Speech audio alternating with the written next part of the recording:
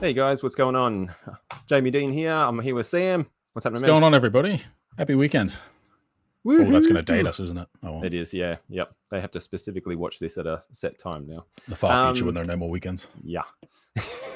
We're talking about Diablo 4, everyone's favorite thing to talk about. So we've played we've played a decent amount of Diablo 4 for us, right? I guess we should premise this. The idea behind this chat, and this is something we talk about and have talked about at length while we were actually actively engaged in playing the game. But I don't think it's any controversial statement to say that Diablo 4 has some problems. Now, we've kind of got a couple of different perspectives here. I think we'd both consider ourselves casual gamers, really, at the end of the day, right? Casual core, right? Yeah. Sort of somewhere a little bit in the middle.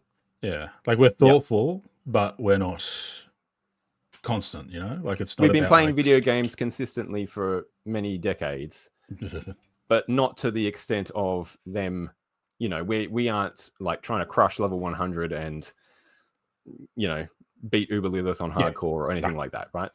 We just like to play because it's fun, and when it stops being fun, we stop playing and we move on to something else. So we're coming at, I guess, our problems with Diablo 4 from that perspective. And I think also like a perspective where I think we both wanted a game that was going to be great. A game that, like you think about the past Diablo games, even Diablo 3, they're really long-serving games that if they're good, they would be like a fantastic way to sort of jump into and out of as you sort of felt like it. And currently I think Diablo 4 is going to struggle with that a little bit, but I guess we'll wait and see. Yep, absolutely.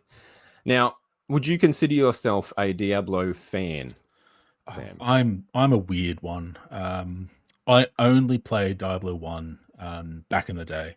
I very briefly played Diablo 2 at some point. I remember some vague thing about Paladins and Thorns, but the story just didn't pay attention. Like, because it was always multiplayer, like it was lands and stuff.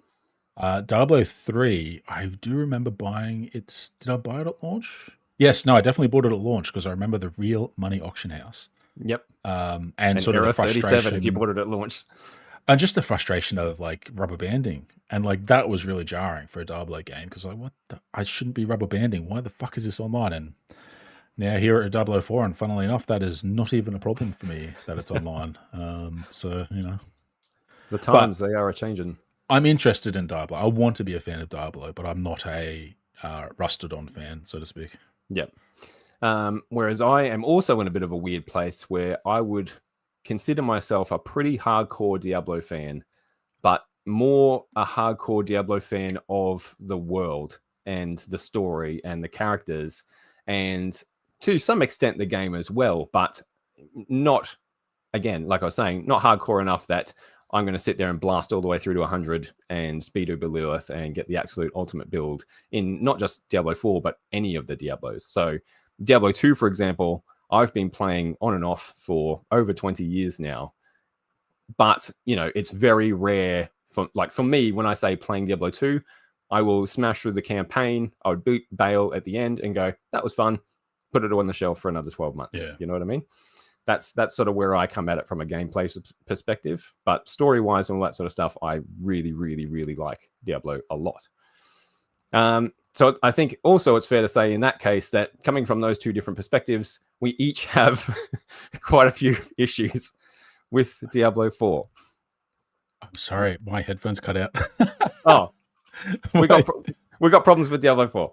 Yeah, I was just reiterating. Yeah, from two different perspectives. Right, where are we going to kick this thing off? So what do you want? Do you want me to? Do you want me to put in number one? What I think number one problem is? Yeah, go on. Put in number one. Well, yeah. All right. So here's what I think one of the biggest issues with the game is. Right, we're just going to go straight into it. We're just having a chat. Like, it's going to be pretty casual tonight. So my number one would be identity crisis. But I think a big problem with Diablo 4, and we're going to be talking about the problem that we have and then maybe discuss some ways that we think we can make that problem better or make it go away entirely. Yep. I don't think there's an easy solution for this one. I think we're going to address solutions for this one in subsequent issues. But I think I've heard a lot of sort of talk around the place that Diablo 4 is like a casual ARPG, right? like a my first ARPG. I thoroughly disagree for lots and lots of reasons that we're about to go into after this one. I think the issue, well, you're going to hear me say this a lot. The issue with Diablo 4 is that it's too shallow an experience for the really hardcore audience, but it's also too obscure an experience for the really casual audience. And so I think it actually kind of fails on both fronts at being a hardcore game or a casual game. I think it fails at that across the board. And I think there's a lot of sort of thinking around Diablo 4, well, if it's not a hardcore game, therefore it must be a casual game. But I don't actually think that's true either. I think it's possible for it to be neither, and I think it is neither. And that's a big problem, a big issue. I think it has.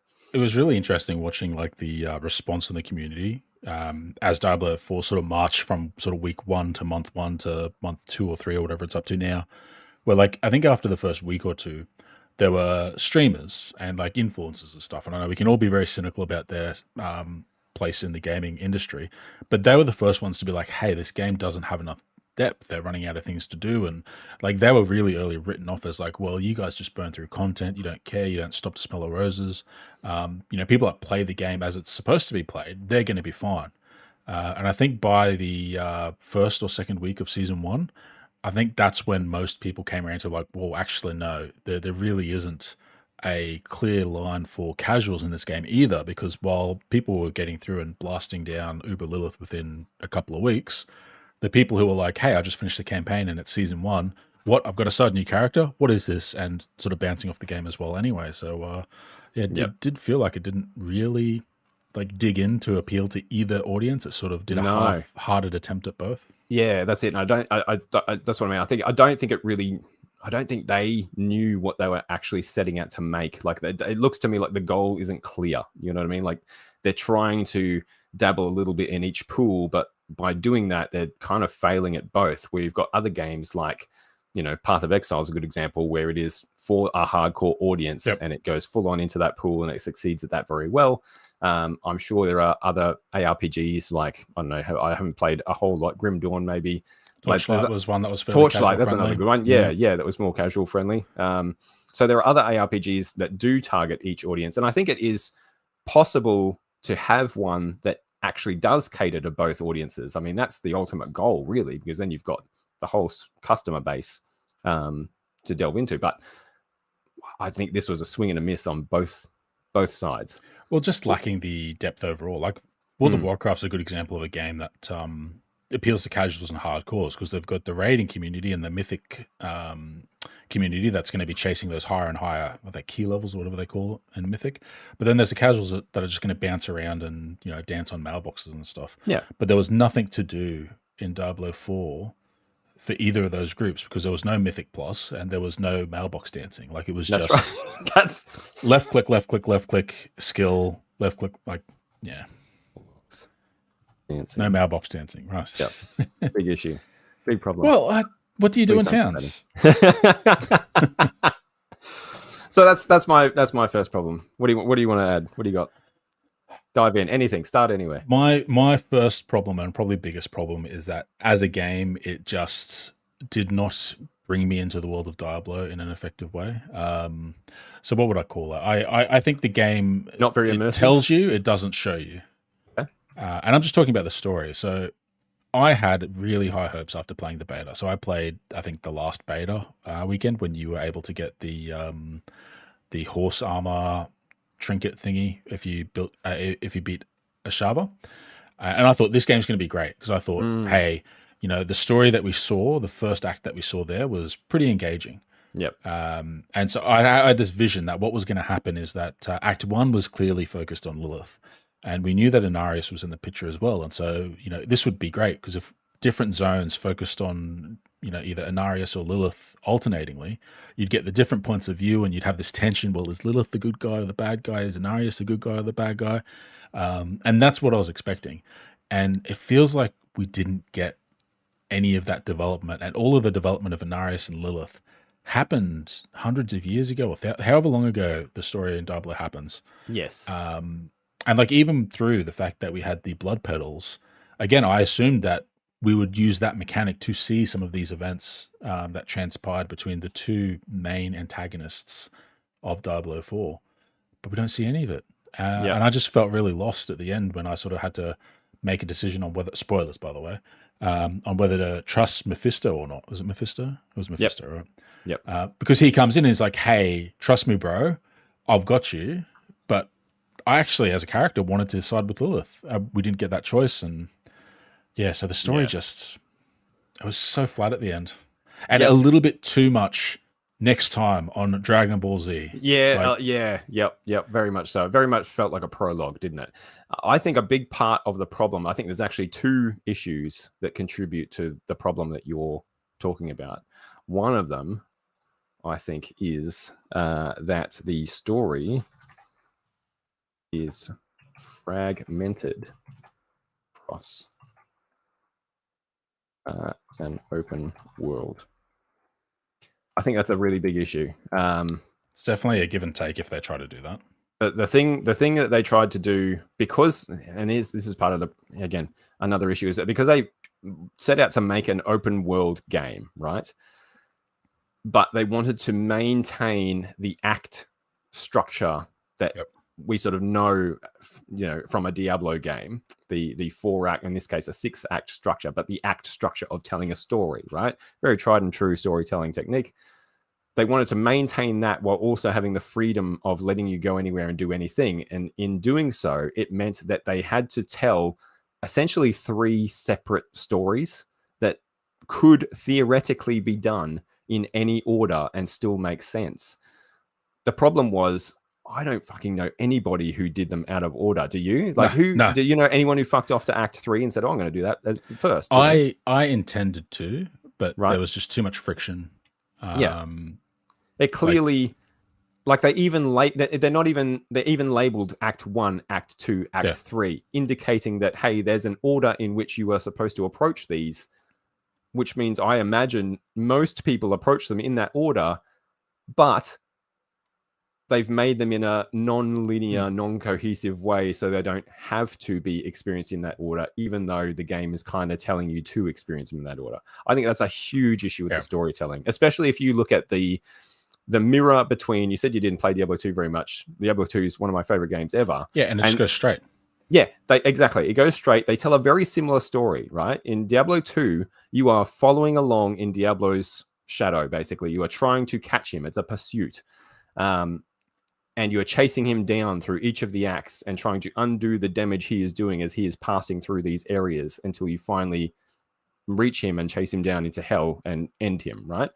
Lilith is very much telling the same, or having the same effect that Diablo did in Diablo 2, but we don't get that sort of linear, funneled story, which isn't a bad thing when you're trying to tell a narrative, right? If that's what you're trying to do, linearity is not this dirty word that, sort of gets taken as such a lot of the time, I think, especially when it comes to narrative. And I think this is a really good example of Diablo 2 showing how to do this story really, really fucking well, and Diablo 4 showing how to do this story really, really poorly. Yeah. Well, that's the thing. Like, isn't it kind of crazy that if you want to set out to create a world that you can experience at your leisure, that the first story beat you're given is you're on a ticking timer to chase down Lilith and stop her? That is not a go and explore the world storyline to come out of Act 1 with, in my opinion. And they give you all 3 acts at once, right? You're just instantly, your quest log is boom, boom, boom. Here's the 3 main quest acts, 3 main act quests. Off you go. And it's like, whoa, hang on a second. I thought this was an urgency. Yeah, it's just weird. The storytelling is just really odd. And it doesn't, I actually had trouble until Act 4 and 5 working out exactly what was going on in the story, like trying to figure out, what is Lilith actually doing here? What's her goal here? What's she trying to achieve? And it didn't actually all come together as, oh, she's trying to get back into hell. That's what she's trying to do because she's trying to supplant Mephisto. That didn't come to, I don't know, to the fore until right at the very end, because we're just sort of like taking this weird, disconnected, non-linear path through the story that's just left you scratching your head as to like what is she actually doing here? Like, she doesn't seem to be doing a whole lot. We're hearing a lot about everything she's doing, but I'm not seeing a whole lot that she's doing. Whereas in Diablo 2, you were faced with it all the time. Yeah. They also tried really hard to sort of lean into the, well, she's evil, but she's understandable, and she's got a good bait. Like, her intentions are good, but her methods are evil, sort of thing. But they never actually played with that tension, which I think was a real shame. No, I think you're right. And in fact, I never for a second, I didn't really ever buy into it. That I know that's what the story was trying to present you with, that like, hey, she's actually the sympathetic character here, and Inarius is the bad guy here, and like, he's not a nice person. I don't think either of them really were all that great, like they were both kind of dicks in different ways. But we would, being told like Lilith is sympathetic. It's like, is she though? Like, I don't know. Whenever she was on screen, she did abhorrent stuff, which made it really hard to like. Yeah. But there's clearly a story narrative there. I don't know if it's something that's a leftover from an earlier script, maybe. Yeah. It was just such a missed opportunity. It feels to me like too many cooks in the kitchen. Like there's too many people working on this story and not talking to each other all that well about the overall overarching narrative of the game, Now, the other thing that I think contributes to what you were saying, so that was the story is disconnected. It's spread across this open world in a non-linear fashion. The other thing is that I think, and again, this is where it fails on a casual game front, that it assumes a deep knowledge of Diablo lore. I don't think it tells you anything about like the nature or role of angels. It tells you fuck all. Like, what do you, going off the game itself, who is Lilith? Where did she come from? Why is she here? What's like, why do we care about her? Who is Inarius? What the fuck happened to Nephilim? Yeah, what happened to maybe that's not casual, but like Nephilim? Fucking hell. Like, there's, I think Lilith, the Horodrim. I barely know what the Horodrim are. Yeah, what are they? Who are they? Where did they go? Like, it makes a big assumption that you've played previous Diablo games, I think, or you've gone on YouTube and watched the lore primer that they put up just before the release of the game. If you haven't done that, which I did, by the way, I feel like you would just kind of be floundering around going, okay, big evil demon lady, we got to kill her, I guess, or angel man, I don't know why he's here or where he's from or what his deal is, but seems like kind of a dick. Okay. Yeah.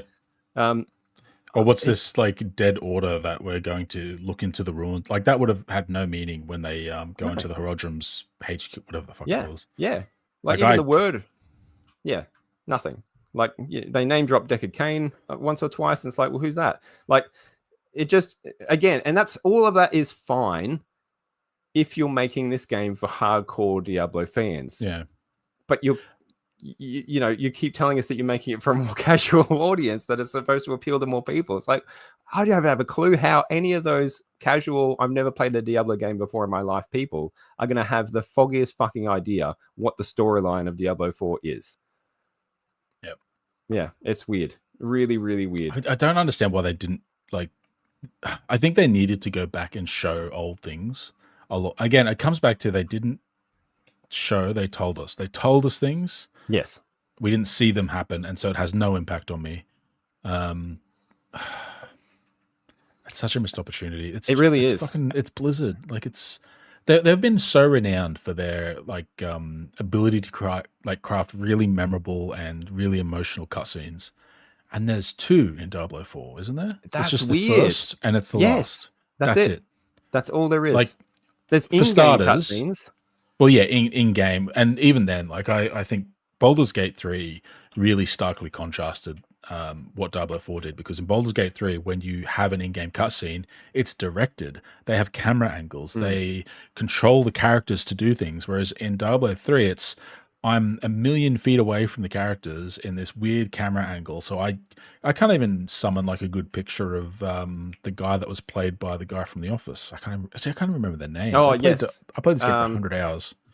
Yeah. What's his name? The Shit. guy that I've was completely blanked on drunk, it. falling over in the mud. Like Yeah. that scene, like that should have been a memorable scene that was like motion captured and done in an immersive directed viewpoint, not this hovering above the gameplay. Yeah. Like there was just, And they had did no have, they impact. did, in their defense, they did have some really good cutscenes, like cinematics using the in-game, what's the word I'm searching for? Assets. Engine. So yeah. So like, when Lilith comes down to the church, for example, is a good, that was they're great. all at the start or at the end. Yeah, well, there's one. They're sort of Aren't they? they're spread. They're sort of sprinkled haphazardly through. Like you sort of get one an act, almost one or two an act. Oh, yeah. But some acts have two, some acts have one, some acts have none. Like it's weird. I can't remember any of them outside of the first. Yeah, yeah, and again, it breaks from that. Again, going back to the hardcore audience, it breaks from that Diablo tradition of you get an amazing cinematic with each act, and it's sort of like this, like, oh my god, I can't wait to see this. Yeah, it's like a reward. It was your cake at the end of dinner. Absolutely 100% is to see the cinematic. The opening cinematic for the following act is something that you look forward to. And I remember finishing Act 1 in Diablo 4. We get old mate, what's his fucking name? What is his name? No idea. Lorath. That's it. Dr. Seuss character. Lorath, we get his little like diatribe at the end of the act, and then you just bounce straight back to the open world, and it's like off you go to the next quest marker. I was like, whoa, hang on, whoa. Where's my cinematic? Where's my cinematic? That's right. There were those like little almost animatic, like yes, telling the story that's already that's right. Yeah. Yeah, his little diary entry, like his little meandering thoughts on what's going on. Yeah, man. All right, so I'm putting that down. No act. Characters from other Diablo games are like, a lot of them are canon characters that exist in the world. Sorry, this is a bit off topic, but where are they? Why aren't we not referring back to like the sorceress and the like? Because they are actual people that actually existed in the actual lore. Yes, and like there's no connection made to those games. No, it's weird. There was like they retroactively made a connection between Diablo 1 and 2. It wasn't like they did that after the fact. And then they made a, they reference back to Diablo 2 all the time, events of Diablo 2 all the time. But yeah, there is no connective tissue between Diablo 3 and 4. And I can only imagine that's because as a brand, they wanted to separate the two as much as possible. I think that's what I think is going on there. I think they wanted to essentially pretend like Diablo 3 didn't happen. And we're going to tell this new story, and we're going to use all Diablo 2 influences in it, and we're just going to ignore what went on in Diablo 3. But they still like follow the Reaper of Souls ending with the black soulstones being shattered. It's mentioned like that. Do they make any mention that half the population of the world died, or 80% of the population of the world died? I feel like they did, but I couldn't. Was there one little line of dialogue that referenced it somewhere or something? I can't remember. But yeah, you're right. They all but just ignore everything that happened. They and I think that's the intention. I think they want you to start again. Forget about that. Yeah, forget about that. We didn't like that. Yeah. Forget about Era 37. Selling flawless freebies for $2. Now, I think the fix to all of the story issues are, I think it's really, really simple, and that's to make it a linear game again. Yeah. To fuck off the open world. I think that's I think, the area for Act 1 is just on its own. It's a pretty big area, right? And I think you could happily have that zone gated off in its own thing until you do that story, play through that story, finish the act, and then move through with a cinematic to Act 2 in Skosglen, and then that's its own zone, and you run around and explore in that. But I don't think there's a need to have all the zones available right from the get-go. And maybe at the end of the game, open the whole world up, and then it becomes the open world Diablo that you've wanted. But I would way have rather they go to a linear act structure again than and tell a really good narrative than this weird fragmented shit that we got. And it's not like they're getting the benefits of the open world either, because like No. you still travel through waypoints. Yeah. Like if the zones were separated into their act structure, you'd still just navigate the game the same way you do now. And as you say, it could just be a matter of like the world is being opened as you go, but it's in order, so you can Yeah. follow a tight, focused, and Yeah. kinetic story instead of like these really passive stories we sort of dive into and out of depending on what order we choose. Yeah. And the weirdest fucking thing is that's how most people play it anyway. Yeah. That's how the game is already played. They just haven't constructed the narrative to be played in the way that everybody plays it. It's so They've taken all weird. of the costs, like the negatives of making it open world, and there's no benefit to it. Yeah, 100%. Yep, I agree. It's not like Skyrim or Starfield or anything where like even they're linear in their stories. Like you either follow the main story or you don't. It's not like you can do the main story out of order. So even those massively famous examples of open world games don't make that mistake. No. So I think that's the easy fix to all of the problems with the story. Yeah. A linear act structure that you follow through with a cohesive narrative, great cinematics between each act, big boss at the end. I mean, there's only 6 ways you can do it anyway, because you either do act 1, 2, 3, 4, 5, or you do 1, 3, 4, 2, 5. Like, there's only 6 ways to mix you got to up do those the three in first the 3 before you can move on anyway. Yeah. So it's already kind of gated off as it is, it's just a bit of a mess. That's kind of what it is, a mess. All right. What about, so that's story-wise. Anything else you want to bring up story-wise? Not story-wise, no. I think we've been pretty full. And I mean, I thought the story was okay. Like I think that's because, again, I'm a bit of a Diablo nerd. I know the lore. I can see the story that they're trying to tell. It's like I had to do some of the heavy lifting in order to make it an okay story. It asked a lot from you. I had to connect a lot of dots to go, okay, I can see the story you're trying to tell here.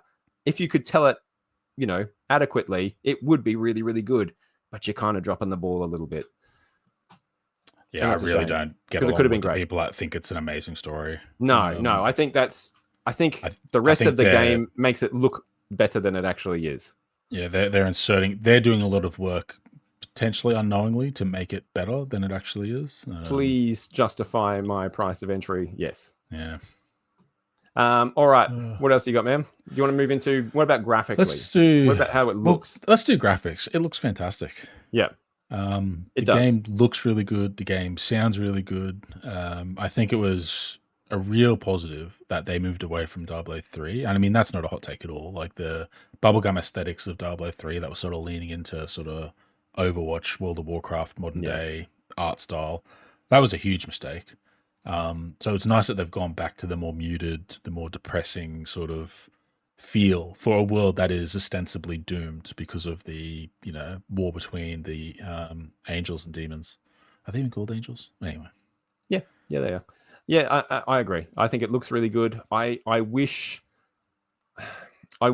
that, and this was an issue that I had with Diablo 3 as well. Like I always thought Diablo 3 was kind of like the comic book version of Diablo, It kind of felt like that, like the Marvel Cinematic Universe version of Diablo a little bit. So I like that they've gone back to a darker, more grim kind of tone that we know from Diablo 1 and Diablo 2. I think was a move very much in the right direction. I think they did it really well in terms of how it looks visually. Yeah. I'm actually not a big fan of the sound design. I think it doesn't. I feel like it's a ARPG that is imitating a Diablo game, but it doesn't have like that soul of a Diablo game. And that soul of a Diablo game is in that amazing 12-string guitar that you hear all through the different tracks, all through the soundtracks of Diablo 1 and 2, especially Diablo 2. I have to say, I think I was waiting to hear it, and I don't think I've ever heard it. I don't think I ever heard it anywhere. I'm sitting here trying to think, did they drop it in the start of the game somewhere to try and go, oh, look, it's Diablo again, and then it just kind of got lost. There was a lot of vocals, a lot of, and it's all good. Don't get me wrong. It didn't make it feel like Diablo. Like that 12-string guitar goes with Diablo Like the It is two pretty are iconic, inseparable. yeah. It is Diablo. Do you know what I mean? If you take that away, and that was one of my issues with Diablo 3 is I didn't make very much use of that either. So you had the visuals, the sound design, all working against Diablo 3. Here you got the visuals, but it really made me appreciate just how much the music plays a part in the feel of a game. Yeah. You know, when I go back to play Diablo 2 in Act 1, and you've got like the Wilderness soundtrack or the Rogue Encampment soundtrack, and they kick in, and it's just like, like you feel it, like that's, yes, I'm in Diablo. I just never once had that feeling playing Diablo 4 at all, ever, through the whole game that I was playing Diablo. So I'm going to throw that down as a problem. And the easy fix is get someone in with that guitar, you know, even if you can't use... Look, that's really fair. Like, even though, like, I had no issue with the sound. Like, I thought it sounded really good, the music and the effects and all sorts of stuff. And while I didn't miss that, I did look for it. And didn't find it. So I guess that counts.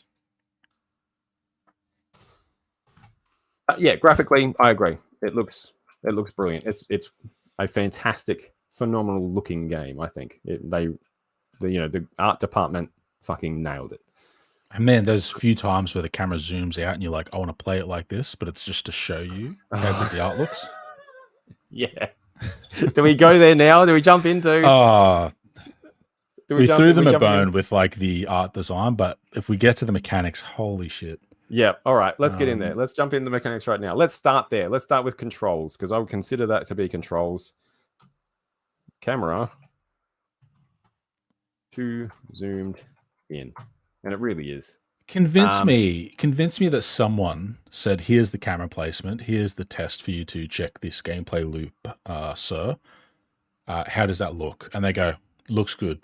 Yeah. Convince me that that's a thing that exists in this world, that someone looked at and goes, love it. Perfect. How many sets of eyes would that have passed through? And you're telling me nobody said anything. I'm blind, and I'm complaining about a zoomed in screen. Like, and what Sam's the fuck? not joking about that. Sam is basically legally blind. Like, oh, Jesus Christ. Yep.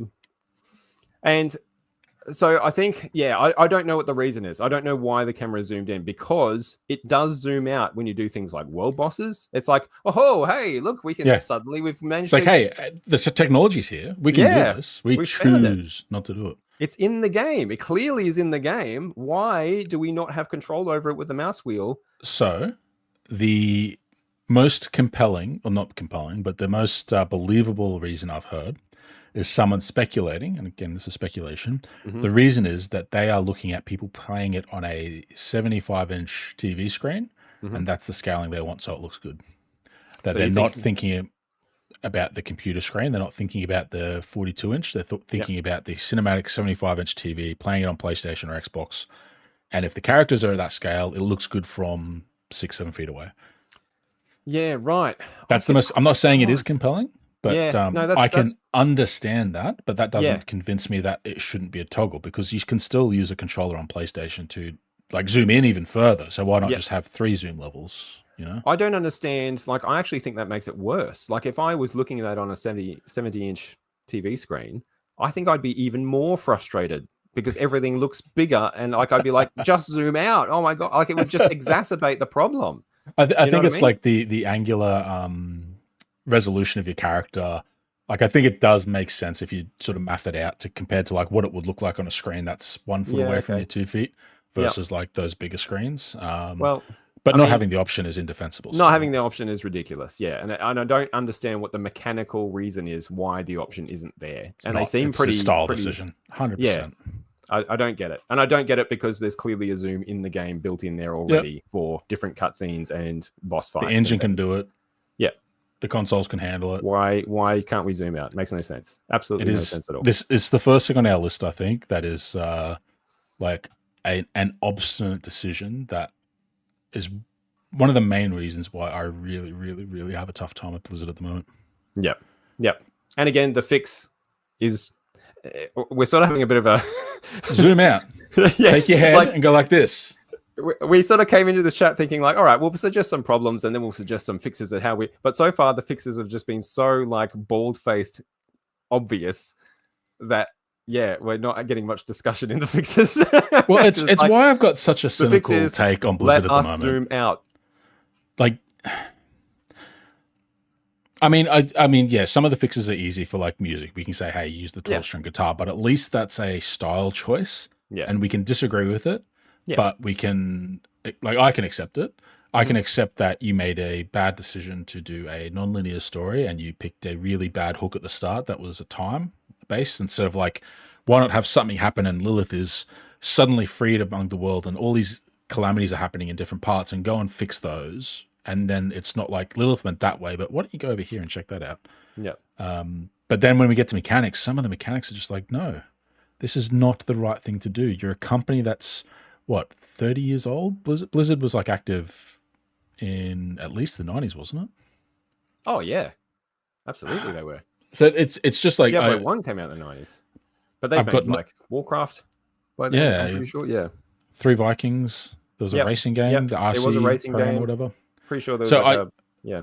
I've just got a really low like level of charitability towards them when they make decisions, because I think that they know what the right decision is. Although with the camera one, I'm just some of the other ones I'm like, no, they did it because they're doing something else. But the camera one, I got no answer for. Don't understand. Yep. What's the next on our list? Oh God, where do we go from there? Where do you start? Controls. Anything else controls wise? You played it on console, right? Sorry? Did you play it on console? Yeah, I've got it on PlayStation 5. And I played it on PC. So how were the controls console wise? The controls were, I think they were fine. Like, there was the change from, so Diablo 3 had the dodge on the second analog stick, whereas it's a face button on PlayStation 5. But like I adapted to it pretty easily, I think. Yep. There was some teething problems. Auto aim's not great for some of the spells. But I mean, that's playing with a controller, I guess. I think one thing I'll throw in here, and it's mainly a Necromancer thing, but I'll just add it as a general thing, that there's quality of life controls for console that don't exist for PC. So things like corpse explosion. When you're a Necromancer on console and you hit your corpse explosion skill, it will automatically target a corpse nearby for you. On PC, you have to manually click on corpses to do that. And I don't know if you've seen, how crazy shit gets. Yep. And how the readability of the game. Like, where's my mouse? Fuck. Where the fuck even am I amongst all this fucking poison and fire and corpses and bodies and ice and shit that's going off and numbers? I can't even see myself in there. Finding corpses can be difficult. So I imagine that's the one that I know of, but I imagine that there are others. Well, there's stuff that cut the other way. So like Sorcerer, for example, the teleport has a lot more utility on PC. That's because true. You select the location with the mouse, but whereas with the controller, it just sort of zips you wherever it thinks you can make it. And it wouldn't use the max distance. There was the really early fun where like there was no limit to the teleport, because it was just like whatever was on the screen is fair game. And so people had the extra wide monitors and they could like completely cut out like zones. Teleport in every sense of the word. But then they put a limit on that pretty quickly. But I'm pretty sure like you could still go further with PC even after the limit was put on.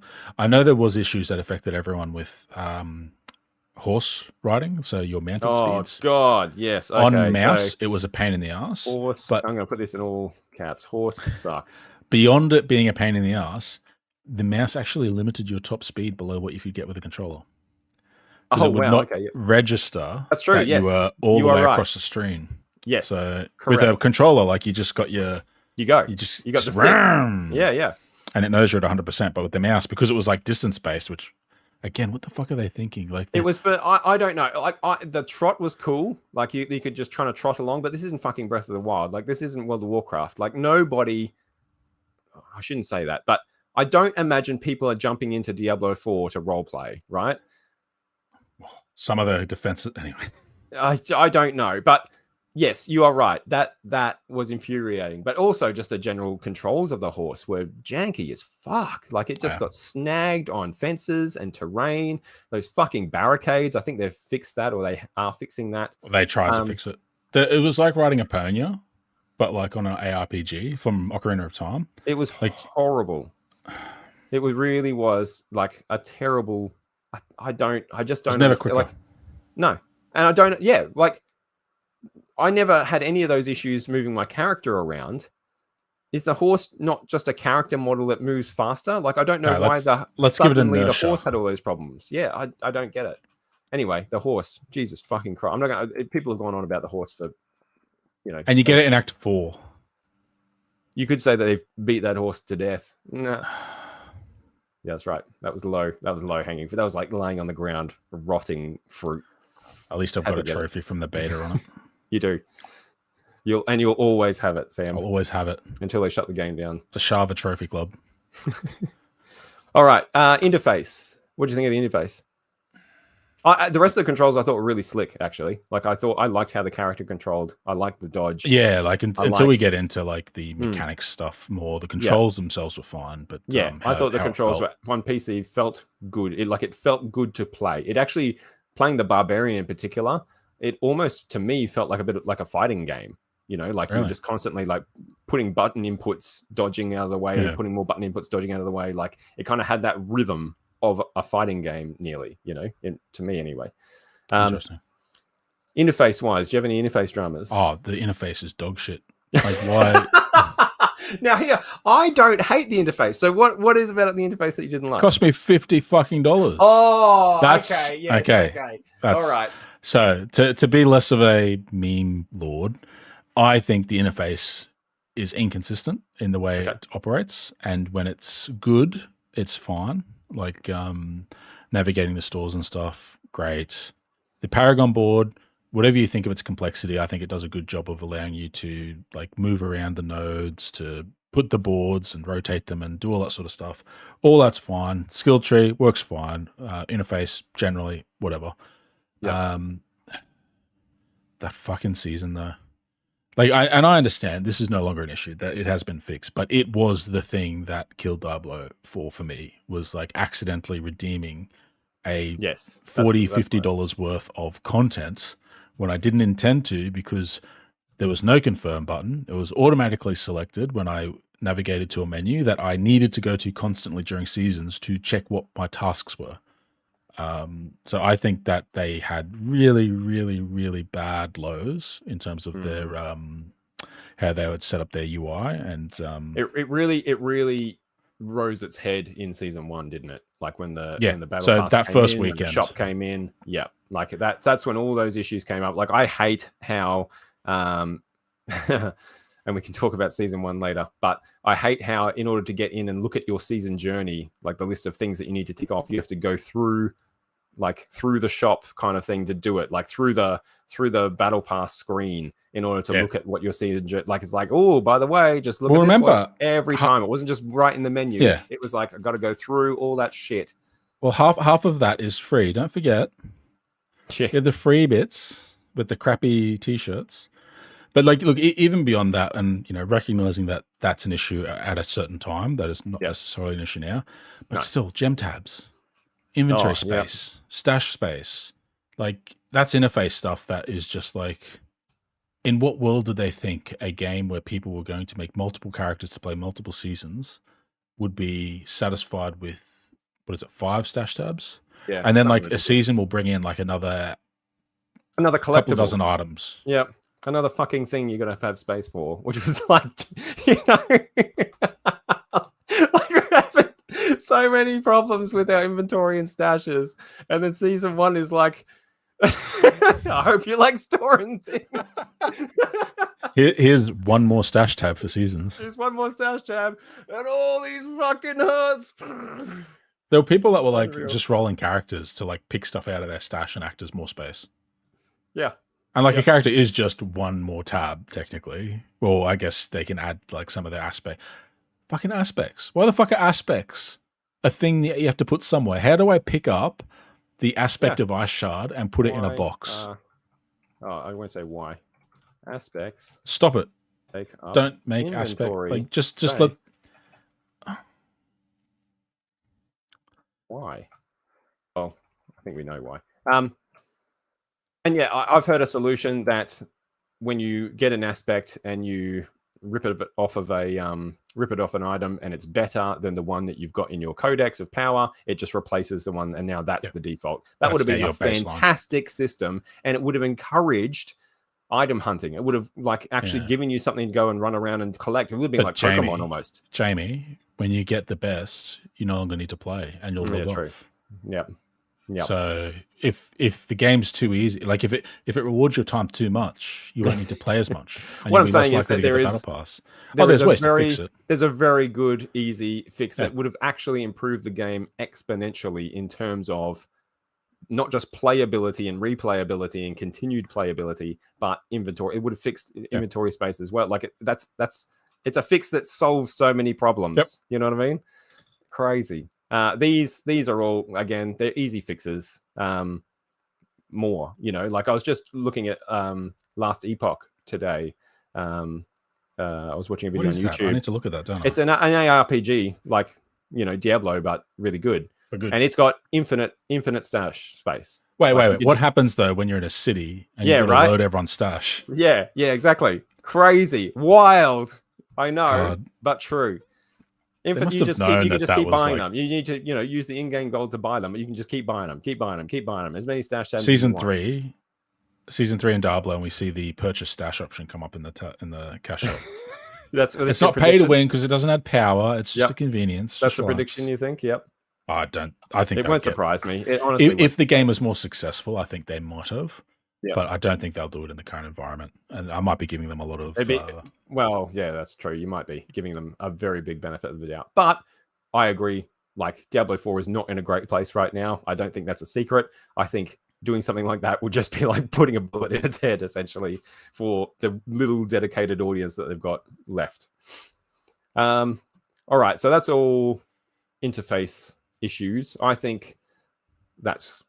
Have you got anything else to add to that? I think that's pretty cohesive. I don't have any problems with like the actual HUD of the game. I think people have said that they've got issues, but I don't see a problem with it. Nah, nothing jumps out at me. No.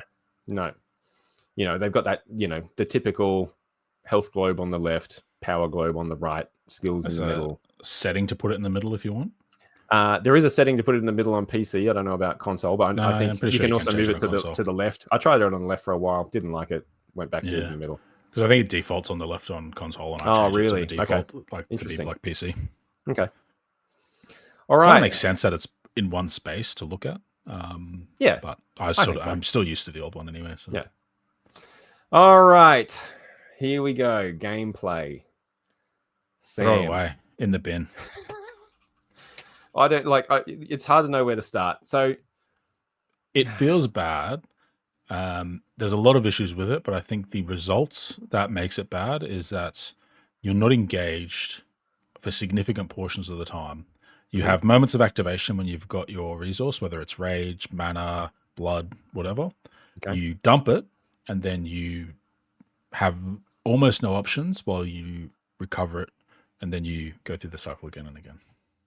That was my experience as a sorcerer specifically. I didn't play the other classes too much. No, I agree. I'm having the exact same issue on my druid right now, where it's like fun stuff. Drudgery. Hey, okay, fun stuff. Oh, it's all gone again. Drudgery. Yeah, you're right. I mean, it's not a great loop. Like, and I think don't feel powerful. Like, I think you should feel powerful with your base skill. And firebolt, firebolt. What is it? Ice shard or whatever. Like something that's really cool, really thematic, really like makes the screen fucking explode. And I'm not saying that the normal attack needs to be as effective as like your finisher. That's obviously not like. But it shouldn't be there purely as a resource generator. Yeah. Like that should not be its only function. It should also be fun to use. Like again, I'm going to call back Diablo 2 because I think what part of what makes these glaringly obvious mistakes and problems with the game is that they just released Diablo 2 Resurrected. Like what? How many? I don't know how long before Diablo 4. Not very long before the game. No. And literally all that game is a graphical overhaul of Diablo 2. The actual guts of the game are identical. They haven't changed anything. They just updated the graphics. And the fact that I find that more fun and engaging. There's things I don't like about it. I miss having the skills, like the skill bar in the middle. I miss having the hotkeys 1 to 4. It's really hard to go from them back to left click, right click, and that's all. But the actual things like what you're saying, like your basic skills feel powerful. Like as a sorceress in Diablo 2, when you get that firebolt at the start of the game and you throw it and you hit a zombie and he falls in half, it's like, yeah. And it's got this really satisfying impact animation. It's got this really satisfying casting animation. You're right. You just don't feel like that in Diablo 4. And that's a silly thing. Like the goal for me as a sorcerer, and I never quite got there, but the goal is that if you get the correct aspects with the correct stats, you actually can get basically, or could get, I don't know if this is still the case in the current balance, you could get effectively infinite mana, where you can just do all your cool stuff. But that's like, you need to be like level 80 by the time you've gathered like the fucking tools together to actually be able to make a functioning, I say functioning, I mean a fun, because obviously your build always functions. Yeah. But because there was moments, because I was slowly building towards that. And so I might have been 50-50 active, doing cool stuff. And then like, oh shit, this is a long fight. I need to retreat and just go back to my builder. Yep. Or use your resource building skill, which doesn't feel good to use. It feels like all you're doing is just trying to get back to having fun again. And like that patch, man, where they nerfed your skill regeneration. Yeah, that was a mistake. We just feel this is too powerful, and it makes the game too fun. So we're going to reduce it. Too much fun. Yep. We're going to reduce it so you don't want it as much. Like, no, you've reduced it. Now I want more of the fucking thing. Yeah, because I've got less of it. All right. No, I agree, 100%. And again, the fix: give us more resources. Like, I don't know, even it out. Like, so how would you fix this if let's say your basic skill is not fun? So what would make it fun for you? What would make you want to use your basic ability? I don't think it's that it needs to be fun to use it. I think that the basic skill is for 10, 20 levels, and then it becomes something to do as an exception, not as the rule. So I might choose to dump my mana into doing some stupid big attack, and then I need to fill in a couple of cooldowns, shoot 3 fireballs, but then I'm back ready to go with my next, however I want to use my skills. The problem is that like it's just the percentage of time that it's the only viable thing I can do, because everything's on cooldown, because my mana needs to recover.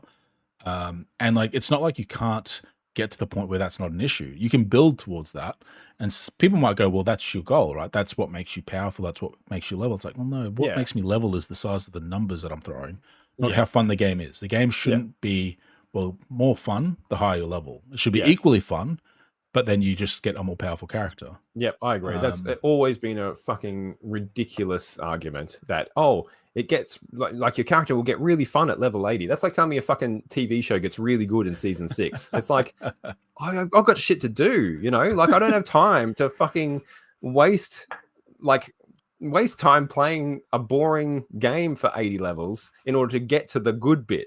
And as we know, Diablo 4, that's not the case, It might have been fine, that argument in 2005, right?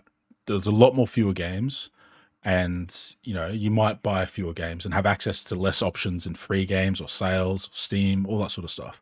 But in 2023, when I can play Baldur's Gate, Tears of the Kingdom, Cyberpunk 2.0, like Diablo 4 can't sit there and tell me, no.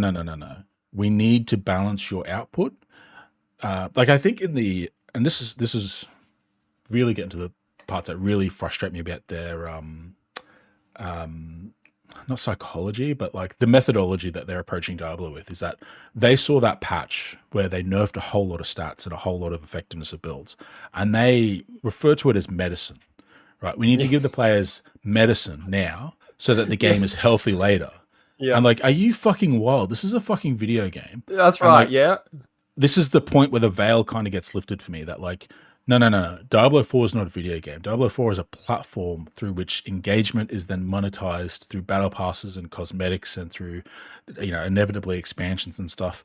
And like, I don't have a problem with monetization in games. Like I play fucking gacha games, which will make fucking Jamie sick when I'm rolling on characters and using all these gems and shit. But like, at least those characters are fucking fun. When I rock them down after spending 20 minutes putting resources into them and I play the fucking game, my sorcerer never got fun outside of like 30 seconds every 2 minutes. Yep. And here's the thing, right? By the time my barbarian is a really good example. I played barbarian as my first class, classic Diablo class. That's what I was like, no, got to go to the barbarian. My barbarian didn't get fun, I think, to play until like level 60, maybe 60. Fucking hell. 60. About somewhere in the 50 to 60 range is where I started to feel powerful, where I started to feel like, oh yeah, I'm kicking some ass now. 50 or 60. And how much game is left? How much content? You finished the story at 40 something. Exactly, right? And here we go. Let's put that in here. That's the big one. No end game content. Well, I mean, there's not none, but there's very little. Okay, hot take. I think the content in the game would be fine if the gameplay was great. Yeah, I agree 100%. Yep. Like the one caveat I would make to that is that I think it was just absolutely brain dead that they didn't think, hey, every 10 levels after level 50, like so 60, 70, 80, 90, we're going to put an Act 1 boss hard mode, Uber mode, as a checkpoint on your way to Uber Lilith.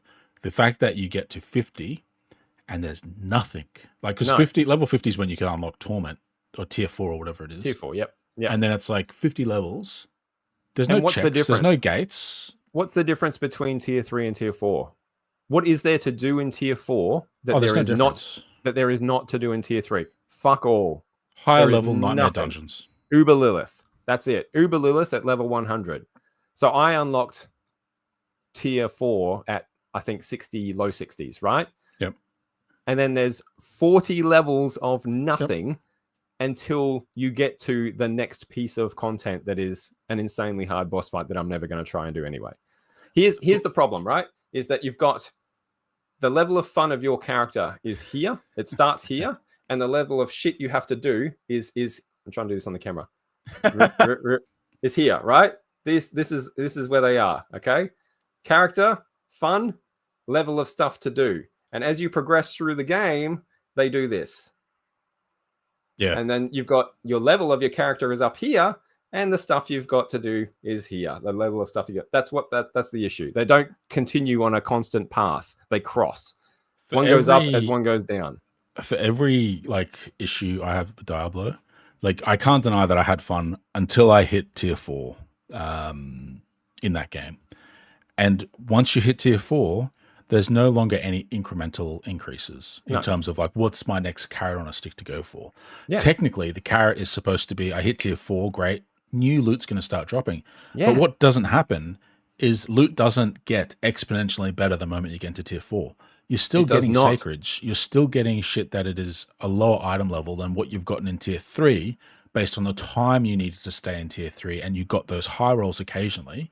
So when you get into Tier 4, I think around level 80, from what I've seen, and again, this is just speculation on seeing Reddit posts and shit, around level 80, because the game is leveling items to your character level, but level 80 is about when it got to the point where it would have gone up in item level on average.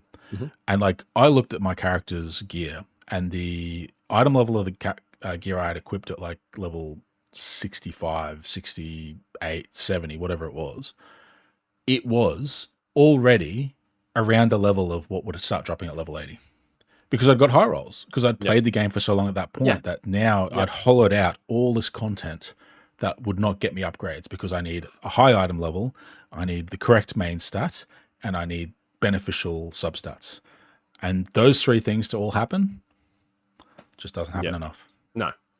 I hit a weird spot with my barbarian where she got to level 62, 63, right? And I beat, after many, many attempts, I beat Elias and unlocked Tier 4. Now, were I to run around in the world at Tier 3, I was demolishing shit, right? Yeah. Every item that dropped was complete garbage, not even close to anything remotely good enough to equip. And I was just steamrolling every group of mobs I came across, right? I stepped from that into tier 4 and I was just getting demolished by basic monsters. So there was like this weird power imbalance where I felt like an absolute god in tier 3, and in tier 4 I felt I was basically like level 1. Yep. And there was no middle ground.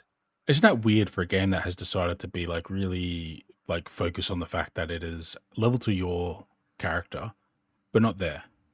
Yeah. Like if you go out of sync in the storyline, you get to an area, a zone where the minimum level won't go below a certain amount, and so you'll be over leveled. And then also when you try to transition between the tiers, there's also that gap, and it's like, what do you expect us to do? Like, to brain dead stuff for like another 10 hours? In that, in past Diablo games, again, you would beat Diablo on normal, you'd restart the campaign on Nightmare. This is in going back again, Diablo 2. Restart on Nightmare, and the mobs in the first act were really hard. They were tough, right? The difficulty would go up noticeably, but you weren't just getting like one shot by basic mobs, and decent stuff continued to drop. It started to drop early, right? It's not like I went into tier 4 and it was really hard and it was like, oh, that's okay. Maybe I'll start finding some good gear and get better. I never did. I just kept dropping the same kind of sacred shit that was worse than what I was using from tier 3. That's crazy. Why would the loot in tier 4 be worse than the shit that I was picking up in tier 3? That makes no sense at all. The fact that it doesn't like cut off at where tier 3 ends, so like everything should be an upgrade when you go to tier 4. It should. It really should. And like those first 10 levels in tier 4 should just be raining loot that I'm upgrading. I'm feeling great. I should be picking up things and going, holy shit, look at this. This is amazing. No, fuck you. Wait till level 80. Yeah, exactly. No thanks. I that's as far as I got, because I looked at that's where I left that character. That's the highest level character I've got in Diablo 4 level? Because I was like 63, somewhere around there, 64. As soon as I beat Elias, I went on to tier 4, realized there was no upgrade loot. Even the ancestrals that were dropping were not as good as what I had. Yeah. Looked at, okay, what is there to do? It's all the exact same stuff I was doing in tier 3. Where's the next piece of content? Oh, it's at level 100. So what do I do for the next 40 levels? No, thanks. I've got other games to play. Yep. And that's where I left. And that was the end of my Diablo 4 journey. I think when I can't remember. I don't think I was like 78 or 79. I think I was like 68, 69, maybe 72, something like that. And I was like, it takes me like 2 hours to get a level. I'm 30 levels away from the next content. That's 60 hours the game wants me to play, with no story in between, with no different, with nothing new to find. Yep. I could finish a game. I could finish 2 games in that time. Absolutely. But Diablo wants me to spend that time with it. Why? Why would I do that? Yeah. Grinding. I play fucking MMOs. Don't tell me that I can't commit to a game. I can commit to a game if the game is going to respect that time. Exactly. And Diablo 4 just isn't doing it at the moment. No. And I think, so the fix, we've sort of touched on it here. I think the fix is that sacred items just shouldn't exist in tier 4. Just flat out. They just shouldn't be there. They should be ancestrals only, and they should be decent, right? So you're getting upgrades immediately. As soon as you start killing stuff straight away, as when you get into tier 4, you're getting upgrades. That would feel good. It would feel 60, like it's worth being there. Yeah. 50 to 60 in tier 4 should feel like tier 1, 0 to 20 in terms of loot. Where it's like, I'm not even going to bother just upgrading or socketing this stuff. Put it in a bag, I'm going to upgrade things all every 20 minutes. I should be changing items around because I'm just getting better and better and better. Exactly. And that would incentivize you to continue to play through tier 4, right? Serotonin right there. You're just going to get that release. No end game content. So I think, again, it's a very easy fix for this. I think, honestly, and I think it's very obvious now, personally, in my opinion, instead of the team working on season 1 alongside the development of Diablo 4 at the same time, they should have scrapped that and had that team work on 4 bosses. Just build, that's all they should be focusing on. 4 bosses to drop in every 10 levels in the run from 60 to 100. Yep. Do you know that patch 2 or the next patch, not patch, season 2, they're adding bosses? Oh, I know that. Yeah. They haven't said what level, as far as I'm aware.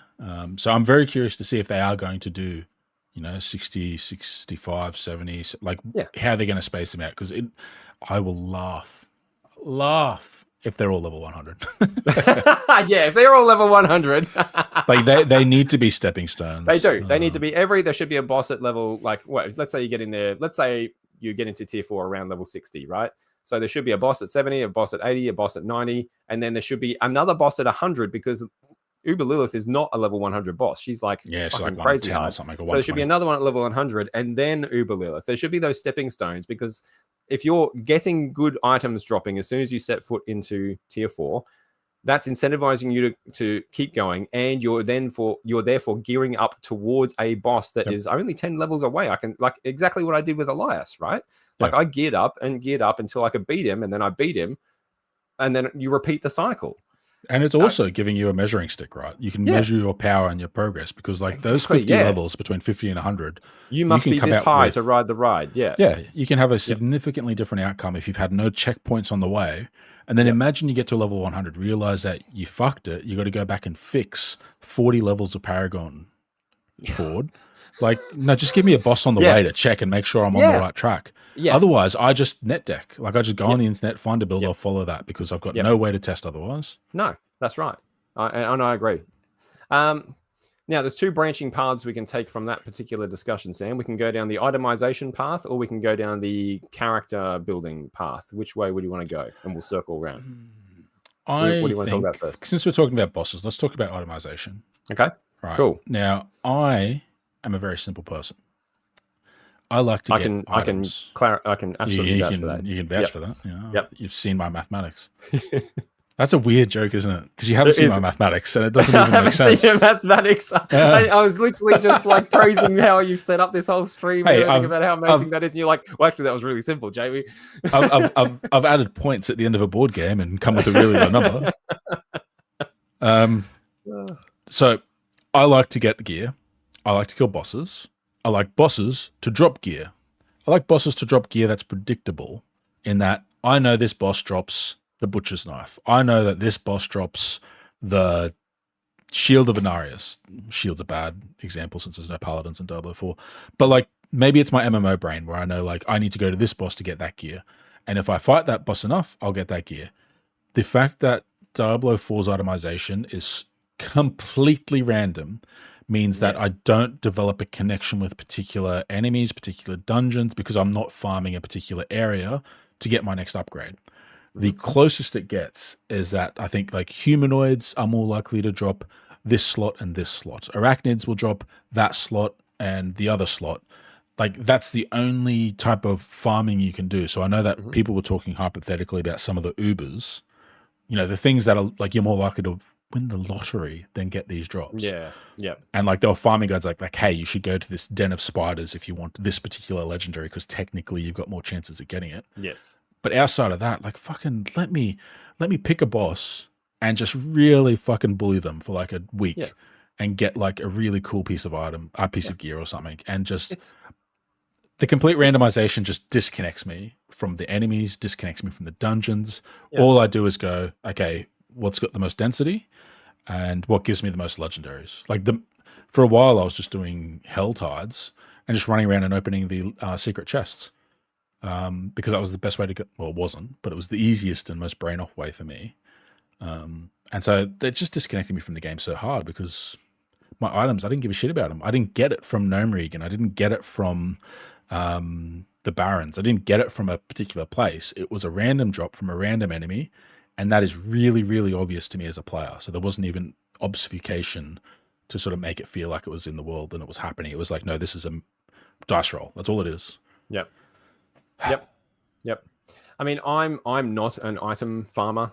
That's just not how I play. It's just different games, different gaming styles. But yeah, I can see how that's fucking frustrating, not knowing where you have to look for what to get it. Things like, I mean, it's a fucking seasonal game. It's a seasonal game. Like, every 3 months, everyone's going to scrap what they've got and they're going to make a new character and they're going to go again, right? That's the very model that they're pitching to us, right?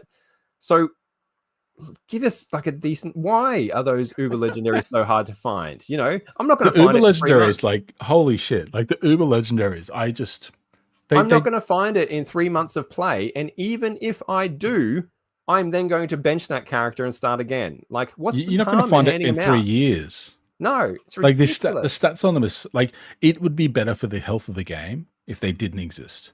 Like the fact that these items at that rarity, when you can't trade them, and I mean, I know trading them would potentially open up a whole other can of worms with how rare they are at the moment. Yeah. But like the fact that you can't trade them should be like hey, maybe people should get one Uber Legendary on average every 40 hours. Like that's not crazy, man. Like that takes most people a couple of weeks to do that. Like even a couple of weeks, that's a lot of gameplay. Yeah. So the idea of people getting one a month is like reasonable. Yeah. Like it's a fucking single player game. I don't give a shit that it's online and you see other characters. It's a single player game. It really is. Yeah, it's crazy. I don't understand the thinking. I really don't. Leaning into that, and this might be just a controversial take of my own, but I'm going to put it on here, that legendaries don't feel legendary. You know why? I mean, I know you know why, but hypothetically, you know why. Rhetorically, I should say.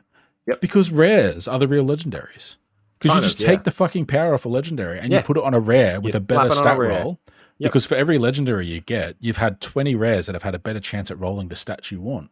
Yep. Whereas the legendary is less likely to get it. It's like there's actually a market for people that sell rares with the correct stats so people can just imprint it.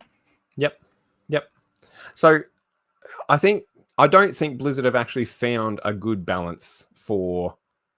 I think there's two things that contribute to legendaries not feeling legendary. Number one, they're too common, right? If something has the word legendary in it, I shouldn't be seeing it consistently. I shouldn't be fucking fully decked out in them at the end of like Act 3 or Act 2 even. Do you know what I mean?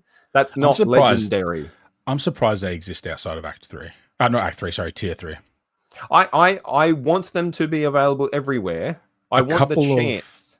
Very small, like, but like as you're saying, like if you end the story in like 2 or 3 legendaries, I think that'd be about right. I tell this story all the time that I will never forget the run of Diablo 2 that I did on my sorceress, where I went into the Den of Evil, I kicked over a pile of bones, and I dropped a legendary shield, right? Yeah. And I took that shield through the entire game and beat Diablo with it, and I was still holding it. It was like the stats on it were good enough that I never replaced it through the whole run, right? That's a fucking legendary. But I want that chance when I kick a barrel that something amazing might come out. I want that chance. It doesn't have to be very high, but I need to know that there is actually a possibility. Not like the fucking Uber legendaries dropping. I'm not talking about that kind of possibility. I'm talking about an actual tangible possibility. So they need to be available all through the tiers. On every tier, there should be legendaries. But right now, you are fucking drowning in them.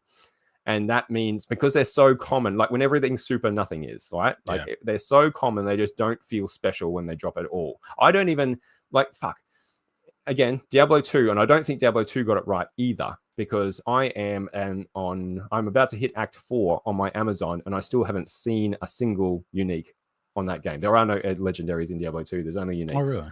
Yep. Legendaries came into the game on Diablo 3, but I still haven't seen one, right? That's too rare. Yep. That's too far the other way. But knowing that, can you imagine my reaction when I kicked over that pile of skulls and that shield fell out, right? Like when they do drop in Diablo 2, you stop everything and you go into your inventory and you look at that motherfucker and you see what it's like, right? Yeah. I do not do that in Diablo 4. I pick them up like all the other loot and I'll check them out when I get back to town. Yeah, wait till you get to your sash. Yeah. And they get angry because like, why the fuck does that have strength? I'm a fucking sorceress. This is bullshit. Yeah, that is insane. Like legendary should be whoa, stop everything, guys. I need to take a look at this item. Yeah. That's how it should feel, right? They don't feel like that. The second thing is that they're just shit in the affixes that they have. Like legendaries are shit.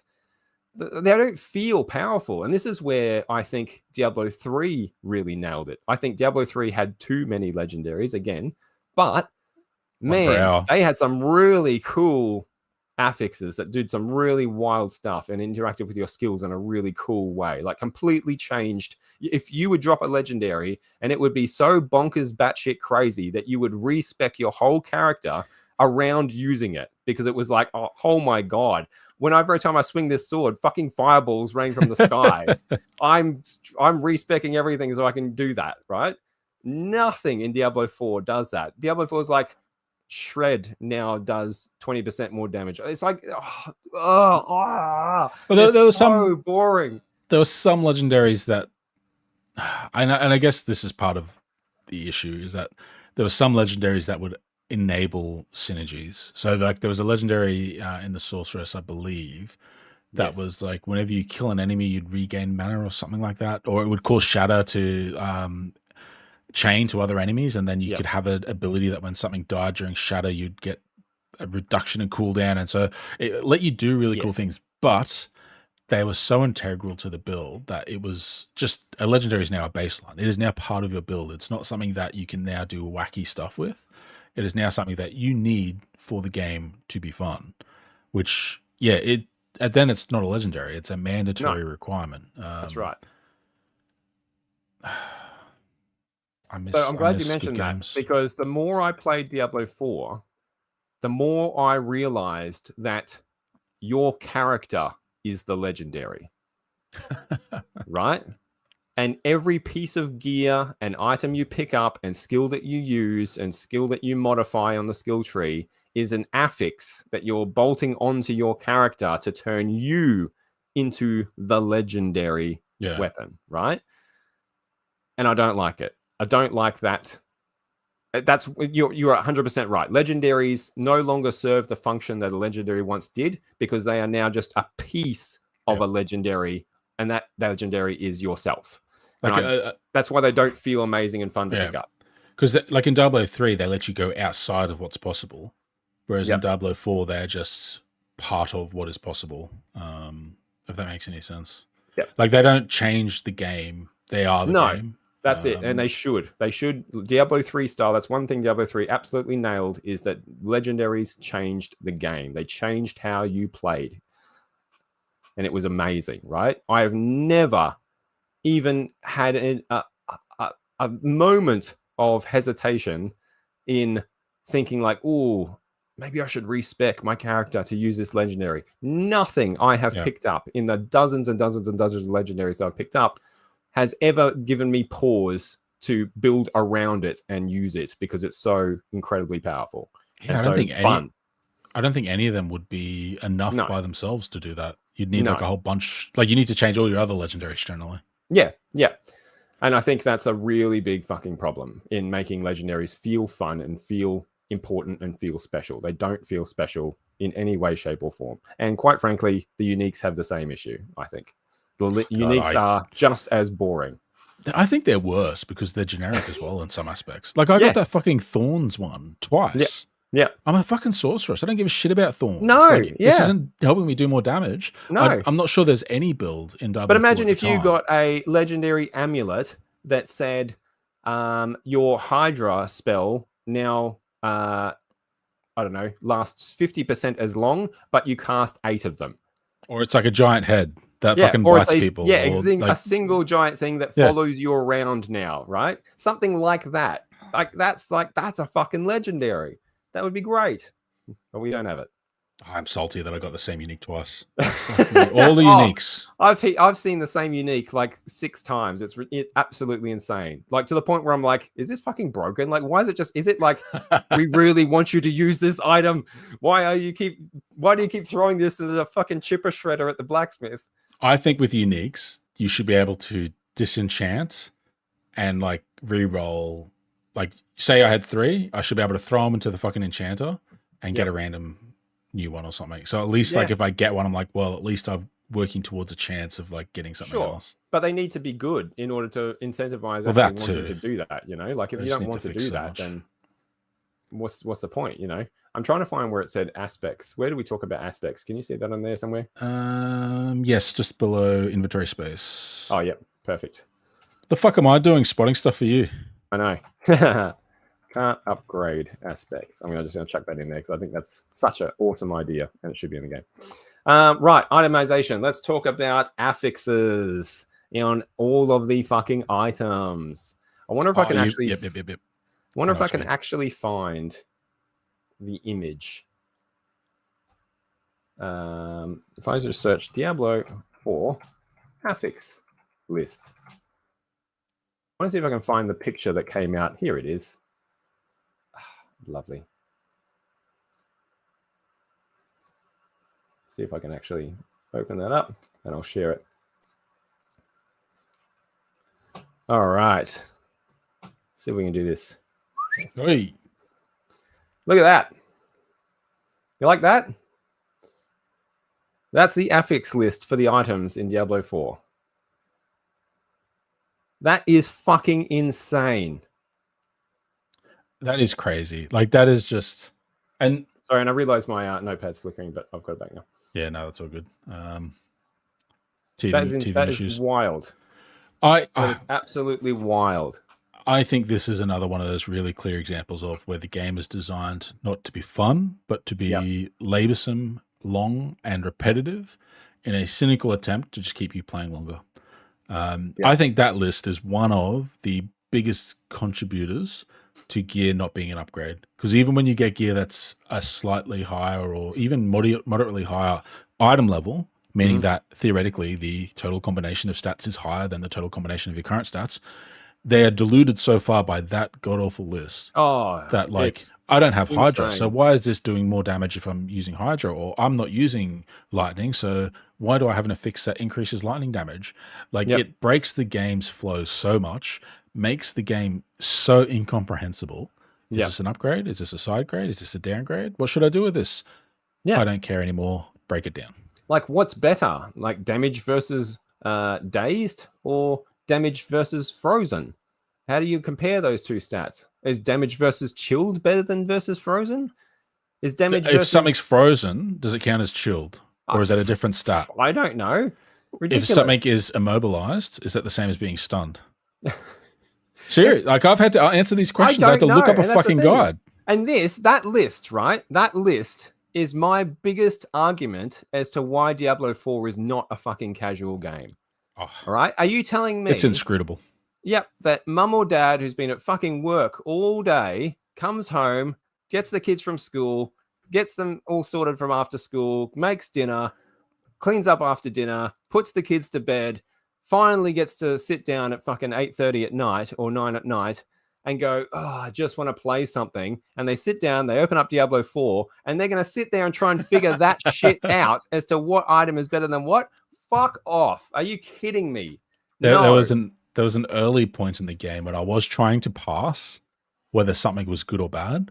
And, like, there was stuff like, at low mana, do 20% more critical damage. And I've got to think, okay, now what percentage of gameplay am I at low mana? Right. What's my crit chance? Right. So if I'm at low mana 20% of the time and my crit chance is 50%, that means it's 10%. And if it's additional 20% crit damage, then we add that to the 10% chance, or not add, we multiply it by the 10% chance. So that's a 2% increase in damage, right? And that's assuming my assumptions are fucking correct about how often I'm at, like, low mana. I just stopped doing it. Okay, that's 2% extra damage. Fuck it. Yep. Whatever. Yep, exactly. It's because at the end of the day, like, your time is more valuable to you. I would have done more damage in the time it took me to calculate that.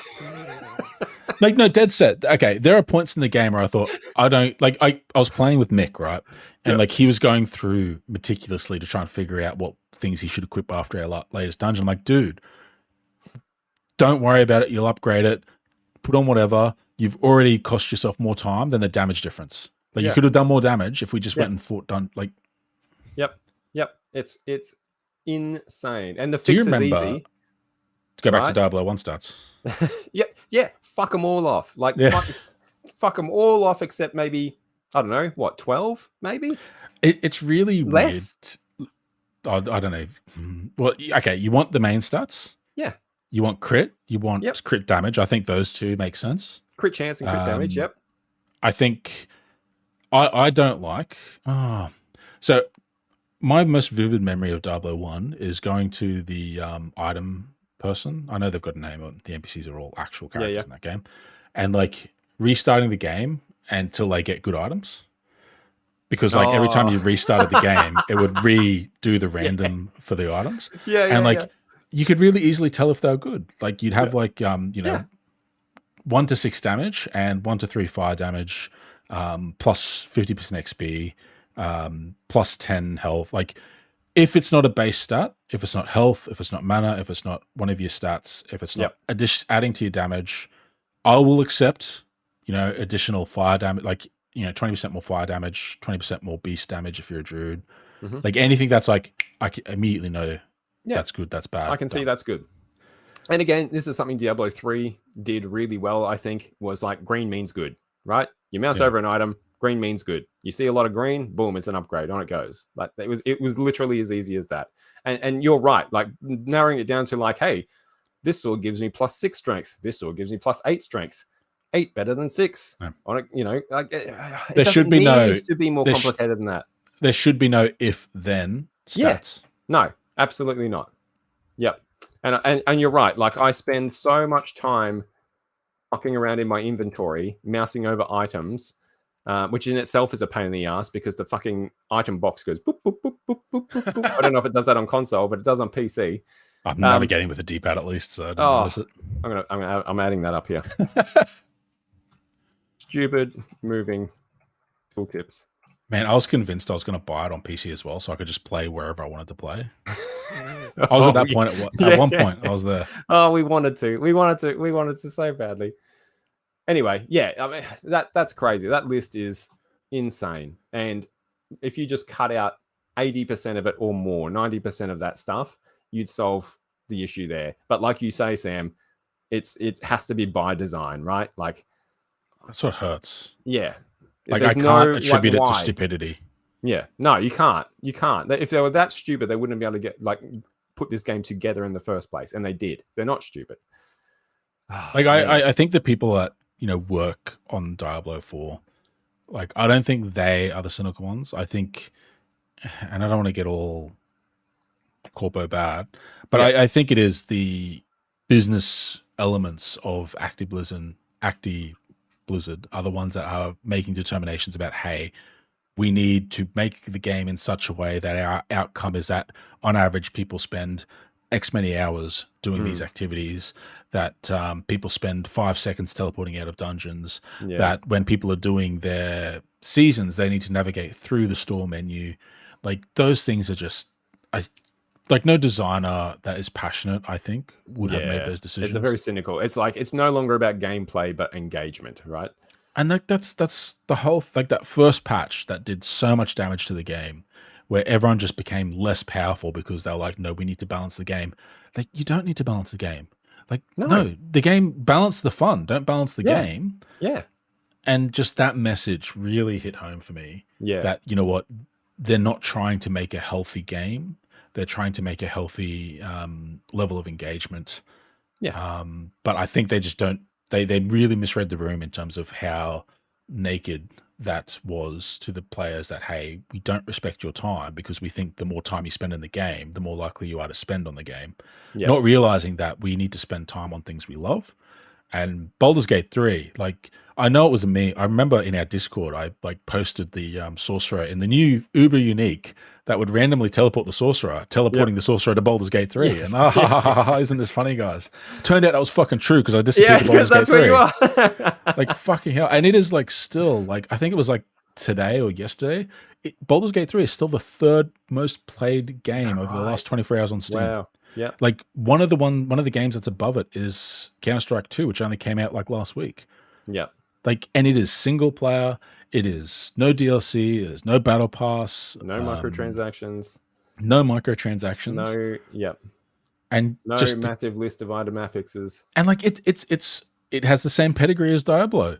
Yeah. Baldur's Gate 1 and 2, same time. Yeah. Diablo same 1 and time, 2, just as fondly remembered and loved. Like. And like this is what sort of breaks my heart a little bit. And maybe this has been cathartic to go through all this because like I have been. While we're here, Sam. 100%. I don't want to play any more Blizzard games. Like the Battle Pass thing redeeming and the way they treated the customers that were affected by that, despite patching it to change it and tacitly going, yeah, that's kind of shit. We're going to fix it. But fuck you guys that ended up being affected by it. Like I think they should have just given us all.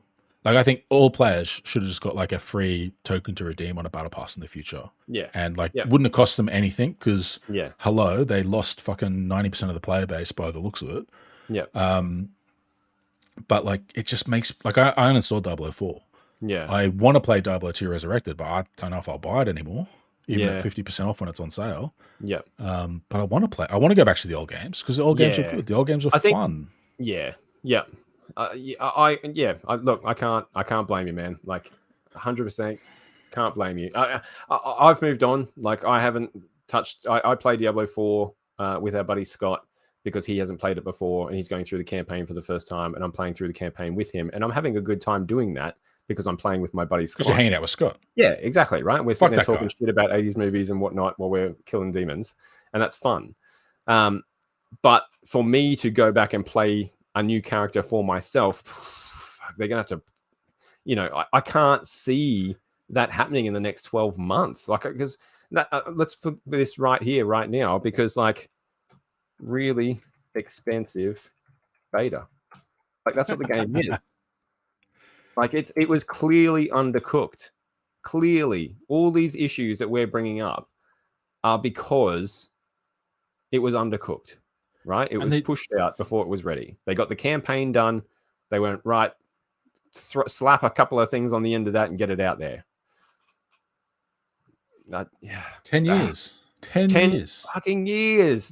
This is one of my favorite franchises of all time. And like, it's not like they didn't have the same experience with 003 either. Like, they've gone through this. And like, I know there's people that are like, you know what? 003 was like this, then Reaper of Souls came out and they fixed all the issues. Yeah. I think that's naive to be like, hey, this is just how Blizzard acts. Well, yes, but I don't pay 110 Australian dollars for a game that's going to be good in 2 years, the same as I don't watch a TV show that's going to be good in season 6. I've got shit to do. Right? How many hours did you get play Diablo? I don't know. I wish you could find out. Like, I wish there was a way to actually find out your hour log. Like, I feel like I. Oh, that's right. It's not on PC, is it? No, it's not on there. Is it on console? Not really, but the console does track how many hours you put into a game, kind of like Steam does. Yep. I think I'd put in like technically around 90 to 100 hours. But I'm not sure how much of that time was like literally logged on doing nothing, waiting for a world boss while I'm literally playing another game. Yeah. I mean, I got one character to level 60 and I did it very slowly. Like, I think I went really hard for one day, but it's just very hard to fit lots of gaming time for me. I don't know, however long that was. And I tinkered around season 1 for a little bit and then was like, yeah, there's nothing here. I wish this was more endgame bosses.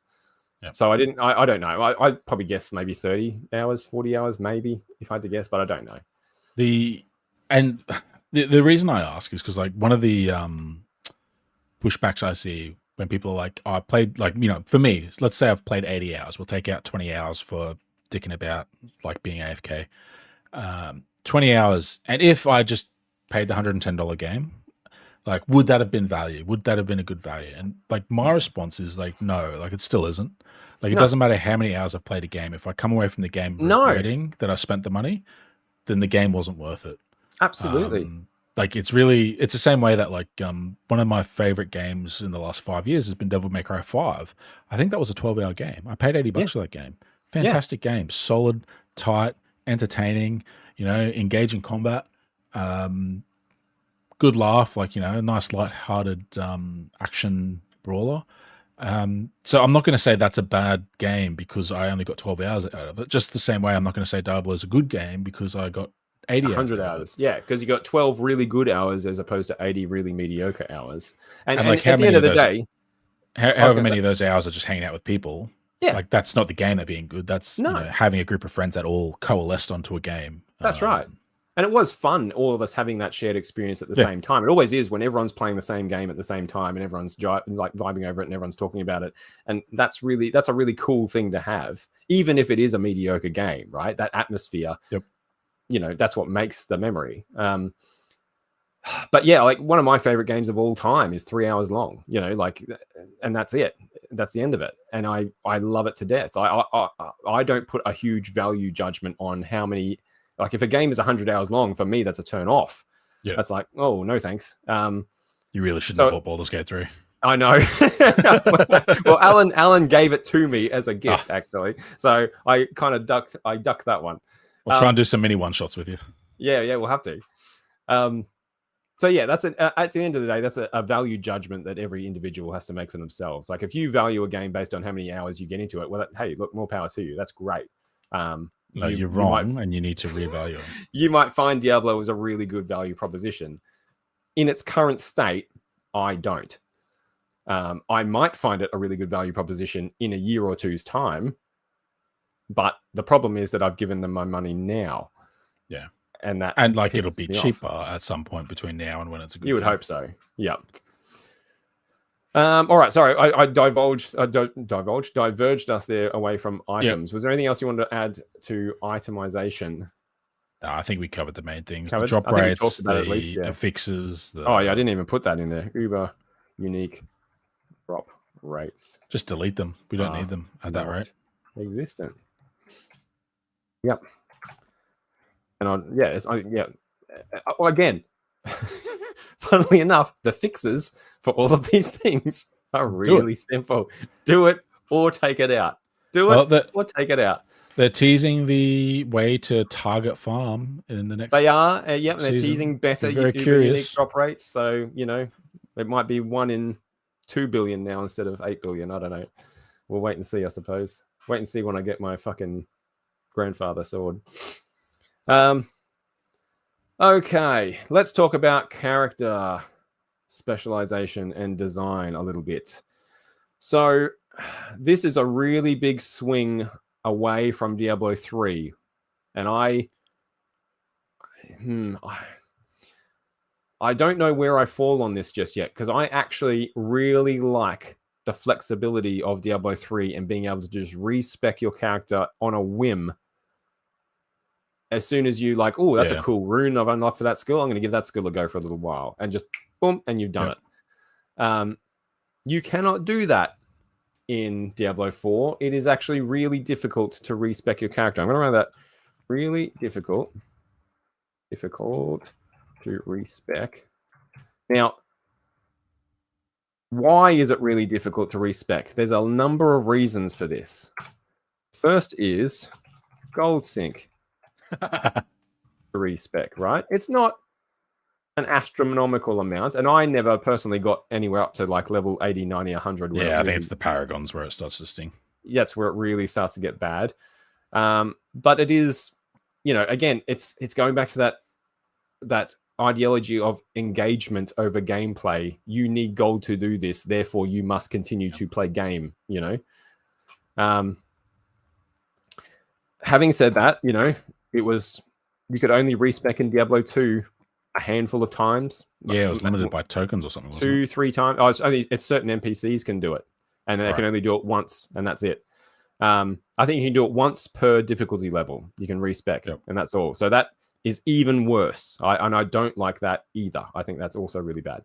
See, at least in Diablo 2, you can download a fucking trainer.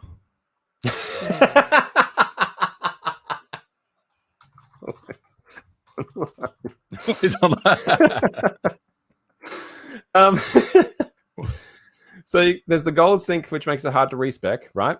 There's the actual physical act of doing it. There's no just button to go like refund all. That's right. Cannot easily. Or like you can't select a point in the tree and refund everything. Yeah, to just go refund like not Diablo. World of Warcraft skill tree right now in retail is fan-fucking-tastic. You can spend and refund points at your leisure as much as you want. I go bing, bing, bing, as long as you're not in a dungeon, I assume.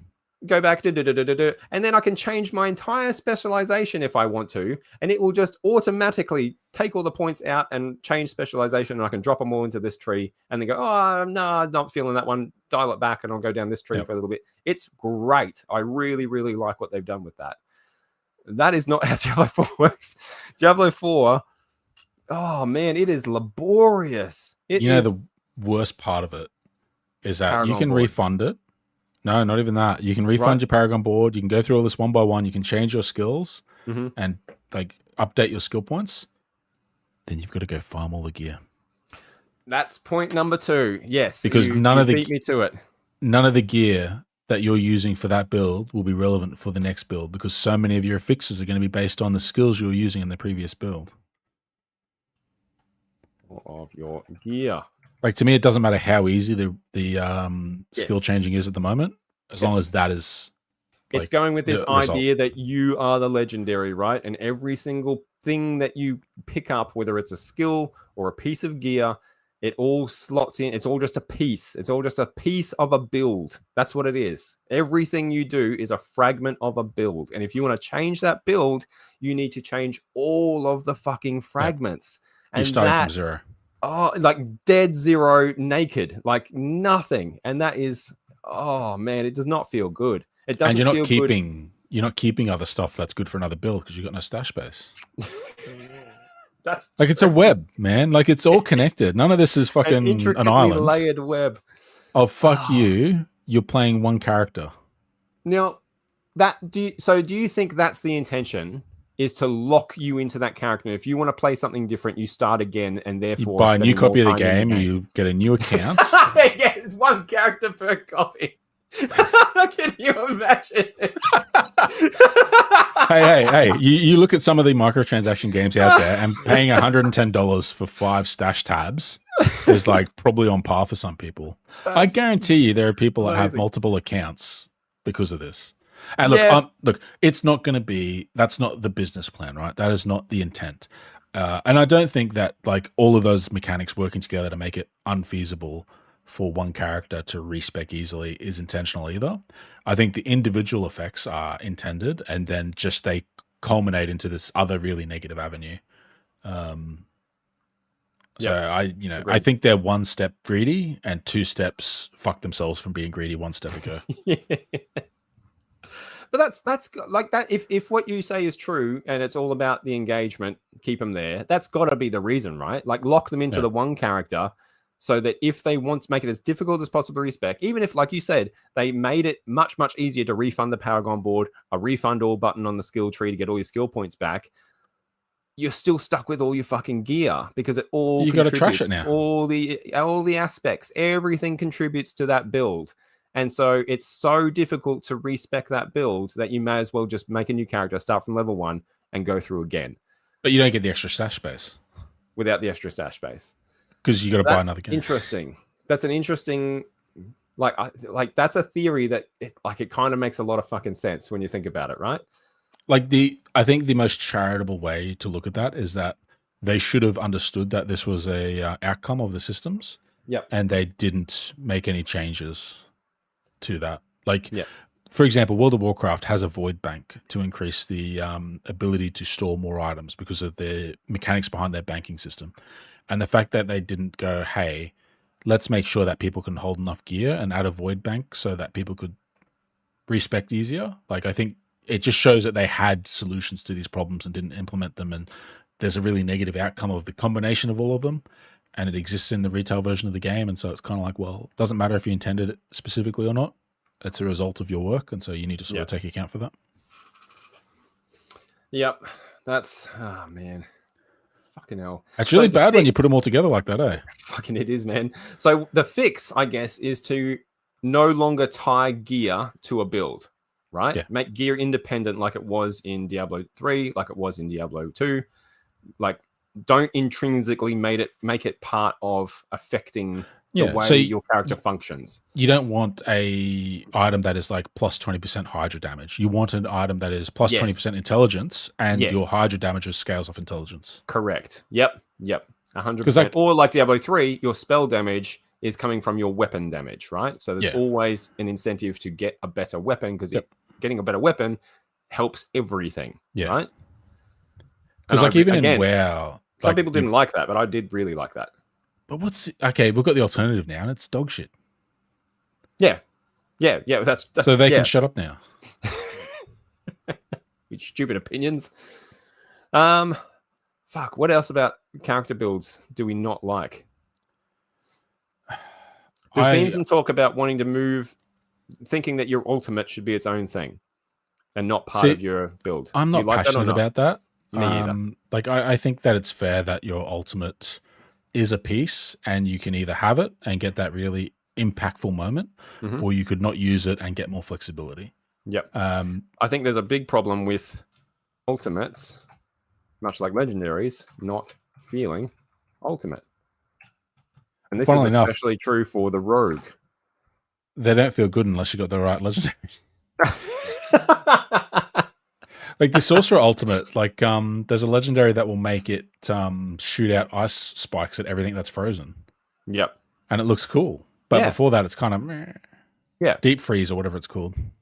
My rogue that I made for season 1 did not have an ultimate on her skill bar because none of them, like the build was kind of set, and the ultimate would break the build. And that's ridiculous. That's fucking ridiculous. Where I'm looking at my ultimates and going, I don't really look at. Doesn't fit. What madness is that? Crazy. I don't know if that's the same with others, but certainly on the rogue, that's how it felt. It was nuts. I mean, I never got past playing the sorcerer because I just couldn't be bothered playing No, the game look, again. yeah. I don't blame you, dude. I think I designed a barbarian. What did I make them look like? I made them look like someone. I can't remember who though. But I never played them, unfortunately. Yeah. Just thought about, man, this would be cool.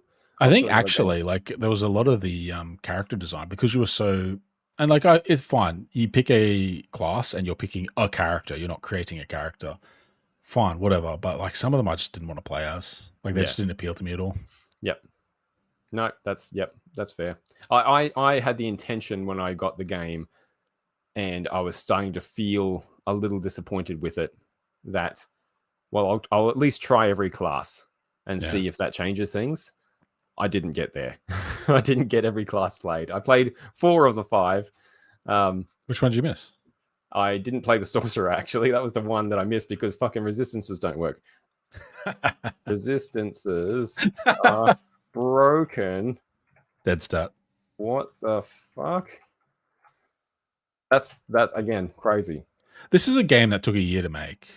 Yeah. The more we go through this, the more it's like, okay, clearly you like cut your losses on some earlier project, and we've got like elements of it left, but then you're like, okay, put this together and make it work in a year. Yeah. Yeah. You can't look at this and think, well, that's the result of, I think, would they have a 7-year production, something like that. You can't look at this and go, well, this is the result of 7 years of work. You know, the only thing that I look about this game and think that's the result of 7 years of work is the art. Which would make sense if it was a reset project midway through where the art all carries over because it's still the same artistic Bible. Now, I will say, talking about when we're talking about characters and build, I do find the moment-to-moment gameplay fun. I do. I think that is fun. Like if you just ignore everything else, right? And just look at hitting the buttons and doing the dodges and clicking on the things and making them die, that part of the game, I think actually is really fun, right? There's a couple of things that I don't like about that part of the game, but in general, it's the actual act of killing monsters is enjoyable, right? There's not a lot of variety to it. So I'm going to add that on there. Monster variety is poor. How many reskins did you see of group of bandits with one big tough bandit and couple of arrow bandits? I basically just see the size. Like it's either a small enemy, a medium enemy, or a large enemy. Yep. Some of them are humans. Some of them have red skin. That was copy pasted for just about every fucking group of monsters that you come across, whether it's skeletons, whether it's bandits, whether it's fucking some other weird creature. Like you got the little basic guys, the one big guy, and a couple of shooty guys. And even mechanically, they don't change much, do they? No, mechanically, they don't change at all. They're literally just reskins. Yeah.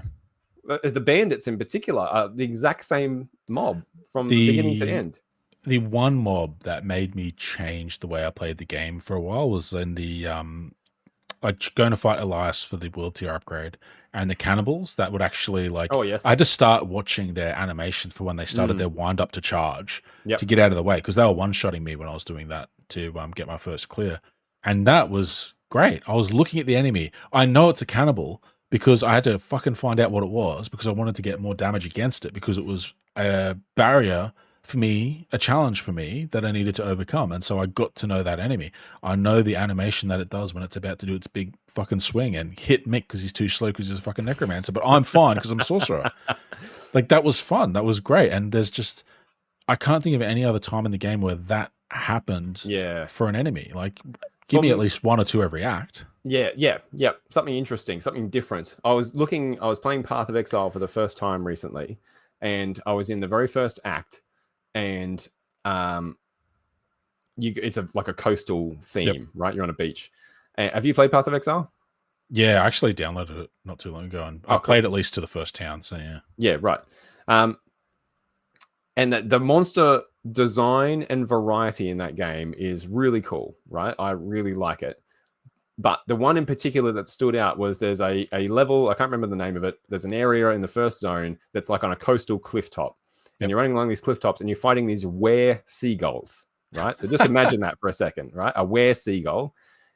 They come in packs, right? Like seagulls do. And when you kill one of them, their buddies descend on his body like a chip. It is fantastic. I looked at it, I was like, they ignore everything else and they just descend and start eating their friend. And then you run in and murder the rest of them. But that little piece of like thematic design, I was like, that's fucking genius. I haven't seen anything like that in Diablo 4. Well, are you telling me that if they die and they drop a pool of red, that didn't engage you? No. What if it was green? Readability. Did you do many nightmare dungeons? Combat. I did a few. Holy shit. So I think that's where the mechanical challenge went. Was not into the monsters, but into the affixes. Yeah. So like when you're doing the nightmare dungeon and you got the affix where like instant kill bolt. It's don't have cool, memorable names. Sorry, that just reminded me of that one. Go on. But yeah, you're in the nightmare dungeon and like the difficult mechanics are not the enemies doing interesting things. It's bolt will come down and kill you if you don't get in the shield. Yes. Or enemies will get faster if you kill enemies around them. Or they will. Or those portals that spawn things out. They appear and they spawn things out. Yep. Which doesn't do anything. It doesn't change how I play the game. I just keep using my same attacks because just kills them all. It's just annoying. It's just like you look at the affixes on the sigils, and you're like, that one's annoying, trash. That one's annoying, trash. You're not looking and going, oh, look at all these fun choices I've got. Yeah. You eliminate 80% of the really annoying ones and keep the mundane ones because they're not annoying as the really annoying ones are. That's broken game design. Having to run back to the shield in a dungeon. I'm sorry, have they played Diablo games? They're about like moving forward at all times and killing shit. Not going, oh shit, it's back there. Dungeons. Run back to the shield. Wait. All right, let's keep going. And every 30 seconds or whatever it is. Engagement, not gameplay. I just want to go back up to the readability during combat. The Revenants are my favorite monster in Diablo 4. The Revenants, they're the undead, like the vampire knights, the big heavy set guys, and they like run you through. I just think they look cool. They've got a cool ability. They're easily telegraphed. I do remember them. They hurt like hell. I just think they're a really cool bad guy. A really cool monster. My favorite one in the game. Readability during combat. Holy shit. So I'm trying to remember if I ever had problems seeing what was happening in Diablo 3. Because Diablo 3 was also a light show, right? There was a lot of shit going on.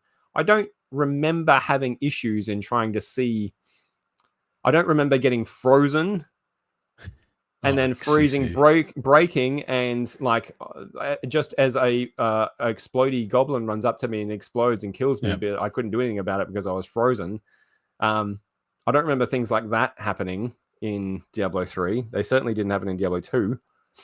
And not being able to see the little explodey goblin because there's so much like poison shit on the ground that's fog that's covering up everything, or a big ice wall that's like covering all the enemies in the combat.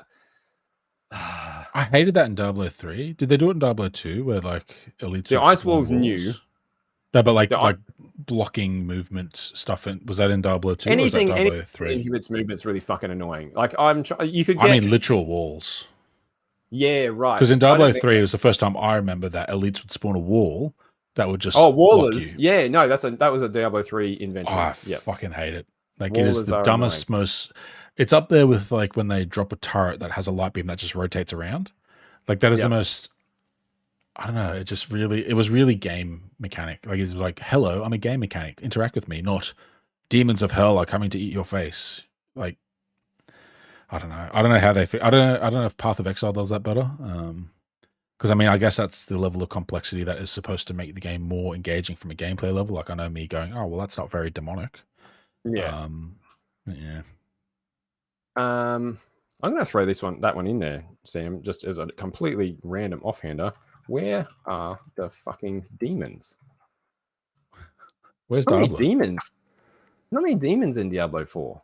Where's Diablo? Like, where is Diablo in the Diablo game? Like, there's no reason to farm in hell, right? Because you go to hell for that last part of the story. And I've never gone back. No. You're thinking like they're trying to pitch the story in a similar way as Diablo 2, where you've got a big bad who's moving through an area and you're chasing them and trying to restore the carnage that they've wrought upon the land in their wake, right? But there's everywhere you went in Diablo 2, there's fucking demons. There's fucking demons everywhere. Yeah. They're all over the place. He's left them everywhere, right? There's really not that, like, most of what you're fighting, it's cannibals, undead. Diablo 4 are people and beasts. Bandits. Yeah, but they're humans and beasts. They're holding it for an expansion, demons, It's a bit weird. It's just a bit weird. I remember commenting on it the first playthrough. Like, where's the demons in this demon game? They have to have a roadmap where they like hold the demons back, hold hell back. They're hold them back for the demon expansion in a Diablo game. Well, they held back Diablo for the expansion. Well, that's fucking true, man. You know what? Hey, I take it back. So Diablo 1 being sort of the primary way I've played the series, apart from Diablo 3, I guess. But like nothing has gotten anywhere close to that claustrophobic feeling of going down, like go down through the church, through the cellar, through the catacombs, through all that until you get to hell. And then like just not having that mechanically in Diablo 4, because all you get is that end part where you, like it's just a couple of like very small maps that you go through hell and stuff. So it makes all the dungeons, because the dungeons aren't, you're not dungeon diving. You're just going, you cutting a lap. That's right. And that's it. No multi-level dungeons. Is that fucking weird? There's 2-level dungeons. Where? Sometimes there's a second level. Where?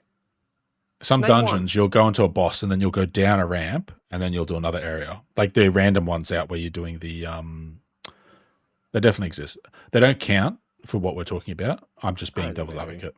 Because like you'll fight a boss and then you'll do a second level that's technically lower. But you won't go down a staircase and load. I mean, the staircase is like the relief when you find it could be a hallway. It could be a hallway. Like it's arbitrary, right? Like it's not like I've cleared this level. Let's descend and let's clear the next level. Let's descend. No. It's not like that, right? Like that staircase could be a staircase going up. Like it doesn't fucking matter. It's abstract. So yeah, I found it really weird that none of the dungeons were more than a single level. I don't know why that is. It's just a bit strange. But you're right. Isn't it weird that we never go back to hell? You're in hell once. Yep. There's no hell dungeons. There's like, no. Why isn't Act 5 in hell? Yeah. What's going on? It's weird. Are we playing Diablo? It's because it's not a full game, because they're doing live service. Yeah. There's going to be a hell update and it's going to get a huge amount of views. So they got a Diablo game. It's going to have the demon expansion, and then after that, it's going to have the hell expansion. Don't hold your breath, guys. We put hell in the Diablo game. The next one is going to be somewhere in a different continent, following what's her face, because she went off on a fucking boat. So it won't be next. But geez. Let's talk about a really quick positive. I thought having Mephisto as our main villain was cool, because the last time we saw Mephisto was in Diablo 2. And all he was a boss fight. And you steamrolled him and he was done. And that was the end of him. And you never saw him again and never heard from him again. So of the 3 primevals, he's the one we've, by a huge margin, seen the least of and interacted with the least. And I thought it was really cool getting a chance to actually like see what he's all about. Interact with him, see what he's all about, see what he's got going on, see what his intentions were. I really enjoyed everything that came up to do with Mephisto. And I really enjoyed the little twist of like him being the wolf that killed your horse and therefore stranded you there, and so he orchestrated the situation in which he had to save you to then send you on this path. That was clever. That was a clever little twist of storytelling there that I really appreciated and was very Mephisto-like, but I really liked him through the whole game. I thought he was great. I hope we see more of him. Yeah, well, he's in a Soulstone now, which I know Soulstones aren't the end of anything. If Diablo's taught us anything, it's that Soulstones are. That's right. They do fuck all. I can't remember who I thought the wolf was early on because it's been so long now. But I remember thinking the wolf was someone, but it wasn't necessarily a primeval. And I wish I could remember who I thought it was, because I think particularly in Tristram, I thought it was like hinting at something else, like a Horodrim or something. But it didn't. Yep. Not that I'm unhappy with it being a primeval. So yeah, I really liked it. I thought that part of the game was anything Mephisto related. I thought was really good. Yep, really good. We haven't seen much of him. It was really lovely to see more of him and give him the spotlight a little bit, apart from his brothers. I reckon it would have been a nice twist if, like, he was the final boss after Lilith. Yeah, I mean, that would have been cool. Yeah, I think that would have been cool. But again, like, not to change the Lilith fight we got, but to, like, a lot of game. Yeah. Maybe it's to get my history. Look, we're going to fight him at some point. That's expansion content down the road, right? Like, I'm pretty sure. My theory is we're going to have the Mephisto expansion next, and then there's going to be the Diablo expansion, or the Baal expansion, and then the Diablo expansion. I think that's what's going to happen. 3 expansions to bring out the big D. That's a long time. That's my prediction. I could be wrong, but my prediction is 1 primeval per expansion. We'll see. Yeah, we'll see if I'm wrong. We'll see. I mean, that's 3 years. They want to do 1 expansion a year. They want to do 1 expansion a year. $60. No, $80, Jamie. 1 paid expansion a year. Fucking hell. $80. Thank you. They're going to want to be good. I'll be deep in Last Epoch by then. Right, so we've we diverged again. That's okay. We were talking about combat. Readability, I think I chucked some of the things in here. The annoying affixes for the elites, the annoying Nightmare Dungeon affixes, the readability of combat. I'm trying to think if there's anything else combat related. People who watch this are probably screaming shit at us. We'll find out in the comments later what we missed, I'm sure. Look, there's a lot, guys. This is not exhaustive. We could just keep going. Yeah, it's not an exhaustive list. But please, if we have missed things, feel free to share them. And feel free to share how you'd fix them. One of 2 ways. Take it out or put it in. Path of Exile 2, 2024. Yeah. Oh, that looks so good. I can't wait for that, actually. All right, combat. That sort of round out combat, do you think? Yeah, is there anything else combat related? I think there probably is more, but I can't think of it off the top of my head right now. And look, there's going to be people that have played enough to be a bit more explicit about it, I guess, as well. Oh, 100%. We're coming at it from a slightly higher than casual perspective. I mean, look, to give a nod to that, I think the way that combat is calculated is just ridiculous. So I know we've touched on the affixes, but like the fact that you need to drill down and actually enable the advanced tooltips and then go, is this a multiplicative skill or an additional skill? Cannot easily tell how much damage you actually do. Because I think it's really unintuitive that like an additive damage bonus is more than a multiplicative damage bonus. Yeah. Because multipliers are higher in normal. Like normally if you multiply something, that's more than adding to something. Yep. But not in this game because you're multiplying it by like a percentage basically. So if you get times 100% of 0.2, it's not a very big upgrade. It's not as good as a plus 100%. Exactly. To 0.2. So, which again, why don't they just do the maths for me and say this does that much damage now? Yeah, give me the green is better. Like that's what's weird about the items when you mouse over them, right? Is that they've got your damage in green or red, right? Like the damage per second is green or red.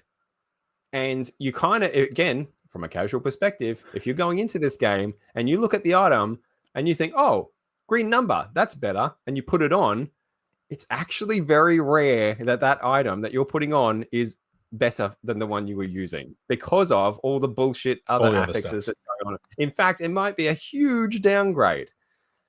That, and I think it's the, is it attack power? Attack power.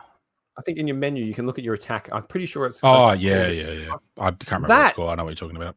It's arbitrary. Also a bit of a lie, right? Because attack power doesn't factor in things like damage versus crowd, like variables, like damage versus crowd controlled enemies, damage versus stunned enemies, damage versus trapped enemies, damage versus close or distant, or blah blah blah blah blah blah. All these fucking huge list of axes I've got on the screen over here aren't accounted for in your attack power that your items might actually be, like your build might be explicitly doing that, like creating vulnerability and stuff.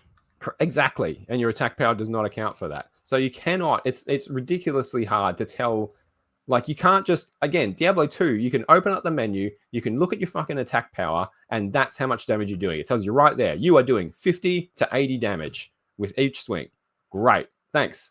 Away you go. And when I change items, I can open that screen up and I can change the item backwards and forwards and look at the number go up or down. Super duper easy.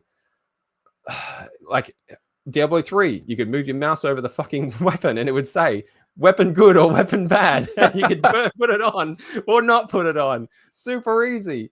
What, you had two different but very good systems there to work with. Why do we have this shit? Like, it makes no sense. It makes no sense from, again, a hardcore player perspective, and it makes no sense from a casual player perspective. It is aggressively, what's the word I'm trying to think of here? It's like opaque, it's just interminable. It's aggressively bad. And again, see, this comes down, the only justification, and I believe I'm being charitable in giving them this. The only reason is because they want to make it so when you reroll stats and items, it's going to take you longer to get the item you want. When you get items drop, you've got to filter through more of these affixes before you get the item to drop. And the effect of that is that you can no longer tell when an item's good. Yep. Like, I didn't look at what item is good or bad. I just go, okay, I know I want to get these affixes. If it doesn't have that, I toss it. Yeah. I might have tossed something better because I'm not going to calculate whether it's better or not, because I want vulnerable damage, I want crit damage, I want frozen damage.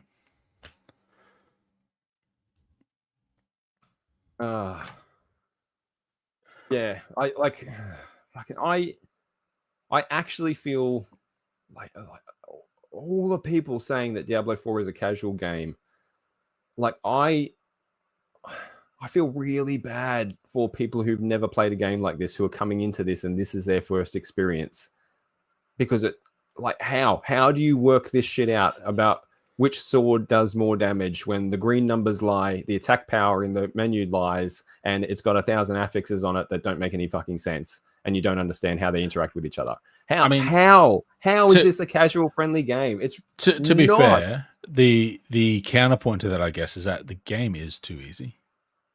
You think so?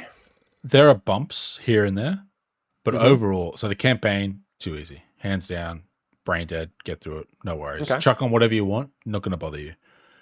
Getting to tier 3 and fighting Elias, the only time you'll have a difficulty with Elias, I think, is if you fight him appropriate level, like at an appropriate level or early. If you fight him early, he's a challenge. It's fun. It's great. I recommend playing the game that way. But you can also just go, well, I'm told that it recommends level 50, so I'm going to get to level 50. And like, if you play the game like that, I think it's going to be really easy. Like, I imagine Elias at 50 is relatively easy. I think I agree with you to a point in that I think the things that make the game hard, they're just like, they're not fair. Like the affixes, like being stun locked or frozen or dying to an exploding goblin you can't see. Like, there's those things, like, they do make things difficult, but they're not fun. They're really unfun difficulty. You don't need to struggle with that until tier 4. Yeah. Though. So I think, like, the casual, not necessarily going to get all the way to tier 4. Yeah. But yeah. Corpse pose, so man, off the screen, just a arrow through the fucking face. Yeah. Oh yeah, off screen. Those fucking skeleton bow things that kind of hop around. Yeah, and they just like, it's like, what the fuck? Where'd they come from? Yeah. Off screen sniping. How would you fix off screen sniping, Sam? Zoom out. Oh, hey, Scroll up, holy scroll shit, up. hey. It's up there somewhere. It's oh man, it's That was up the here. first one, wasn't it? Camera Oh zoomed no. in. Bam. So here's the one that I noticed recently after playing a bit of Diablo 2 Resurrected, right? I find that there's really two states in Diablo 4. You're either alive or you're dead. So On in or Diablo off? 2, you sort of get into fights and you watch your health just sort of like dunk, dunk, dunk, dunk, dunk, dunk, get hit down, right? Yep. That never happens in Diablo 4. It's here and then it's like poof, dead. Yep. And it's like, what the fuck happens? Like, it's like you only exist in one of those two states. I'm either here and alive or I'm fucking dead. You're never injured. You're You're never not like, managing whoa, that was health as a close. resource. Yeah. Yeah. It's really, if you go and play, and I recommend you do because it's, it's still a good game. It's still fun, but you really notice it when you're playing it back to back with Diablo 2. Your health's getting chipped away. Whereas, and then you go and play Diablo 4 and it's like, all right, let's kick some up. I'm dead. Okay. All right. Goblin exploded on me. I'm dead. All right. The fucking like doing the hell tides, and when you lose half the shards, and it was like, well, fuck, something just exploded on me and one hit me, and I lost like the last 15 minutes of work. Oh, holy yeah. shit. Yep. The penalty is for a cheap death. Like that's what I mean. Like Yeah, the for difficulty, a cheap death. the difficulty isn't fun. The difficulty feels cheap. Like I didn't get to assess that threat and make a decision. It just happened to me. Yep. That's where the difficulty comes in. It's in cheap damage and cheap deaths. It's not in mechanically difficult. Yep. They've taken away your agency and you died. Yeah, we'll just throw some exploding goblins at you. Have fun, and we're going to freeze you.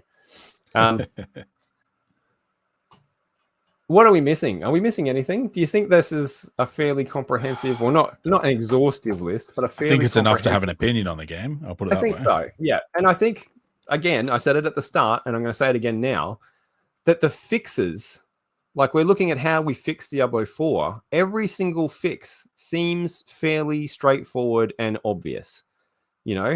Like fixing the damage. Just make the numbers actually reflect what you do. Make them readable and easy to understand at a glance. You should be able to look at an item and at a glance know whether it's better or worse, and then make the decision back to killing things. You shouldn't be spending more time in your inventory than you are killing monsters in a Diablo game. Each item that you've got to compare to. Fucking hell. Yeah. Off-screen sniping. Hey, let's zoom out. Alive or dead. Just change. Like I think the way damage works in this game needs a complete overhaul. Like in terms of item affixes, in terms of damage and how you receive damage. It's so complicated. There's so many systems stacked on top of each other, layered and layered and layered and interlinked, that it's impossible. It's completely inscrutable. You can't figure out how what's happening is happening. That's crazy. Like, again, I should be able to just look at my health and understand why I died in one shot. One-shotting just shouldn't be a thing, I don't think. No. Like it's... One-shots, deaths shouldn't exist. They just shouldn't. Fuck. If I didn't should have die... played a sorcerer, because there's an ability where like you don't die to one shot, but it refreshes. It's something like Stone Skin in Pokemon. Oh, yes. The closest I ever came to being one-shotted in Diablo 2 was probably on Duriel, right?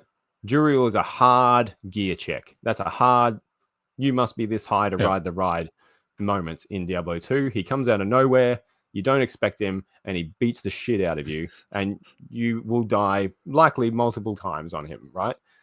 That's the close. But even then, I don't know that he one-shots you, You might do half your health in a hit, or a third of your health in a hit, or something like that. Enough that you can't manage it. Yeah, if you can't, play the piano on the fucking potion keys. I do like how potions work in Diablo 4. There's another positive. I like the potion system. I think it's good. I like the dodge system. I like this system way better than Diablo 2's potion system. I hate Diablo 2's potion system. It's so annoying. Yeah, I've got a weird... Like, I kind of like thematically the idea of being able to stack up potions, but like I don't like the resulting gameplay where it's like, well, now I just spam potions to win and to get past a particular check. So having that hard cap of being like, hey, you need to manage your survivability, I think that's pretty fair. So, well, there is our complete list of our problems with Diablo 4 and our discussion of how we would fix those problems. Just be better. Be better, Blizzard. Just do a better job. Fuck, 7 years. Do a better fucking job, man. Good art. Make a game about fun. Good art. Make a game that's fun. It's why we play the fucking things, right? If I'm not having fun with a game, there's 1,000 other games out there that I'm going to go and try and have fun with instead, right? That's what I mean. Do you think it's too late? Do you think it's too late for Diablo 4? I want it to be too late because I want Blizzard to suffer. I don't think that's a reasonable answer.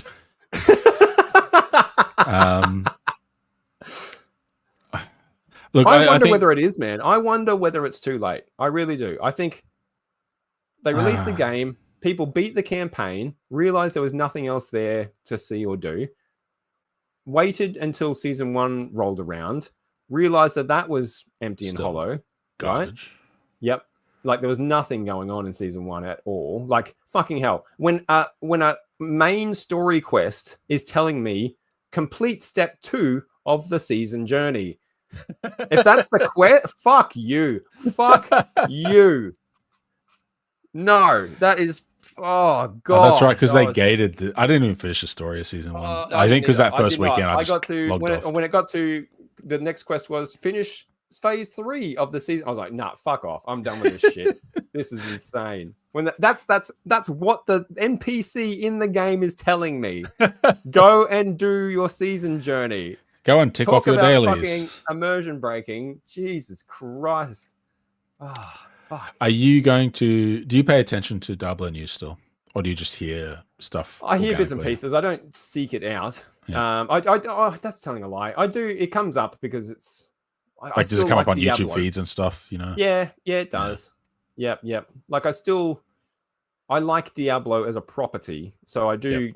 You know, it's my hope that in 12 months I will be playing Diablo 4 again. That's my hope. That it will be the game that I always wished it was, that they'll have torn all the music out of it and put the 12-string guitar in, that they'll have made it a linear fucking campaign, that they'll have amazingly varied monster design, and it'll be super duper fun. The legendaries will be really like not too common, but not too rare, but they'll be absolutely game-changing when you find them.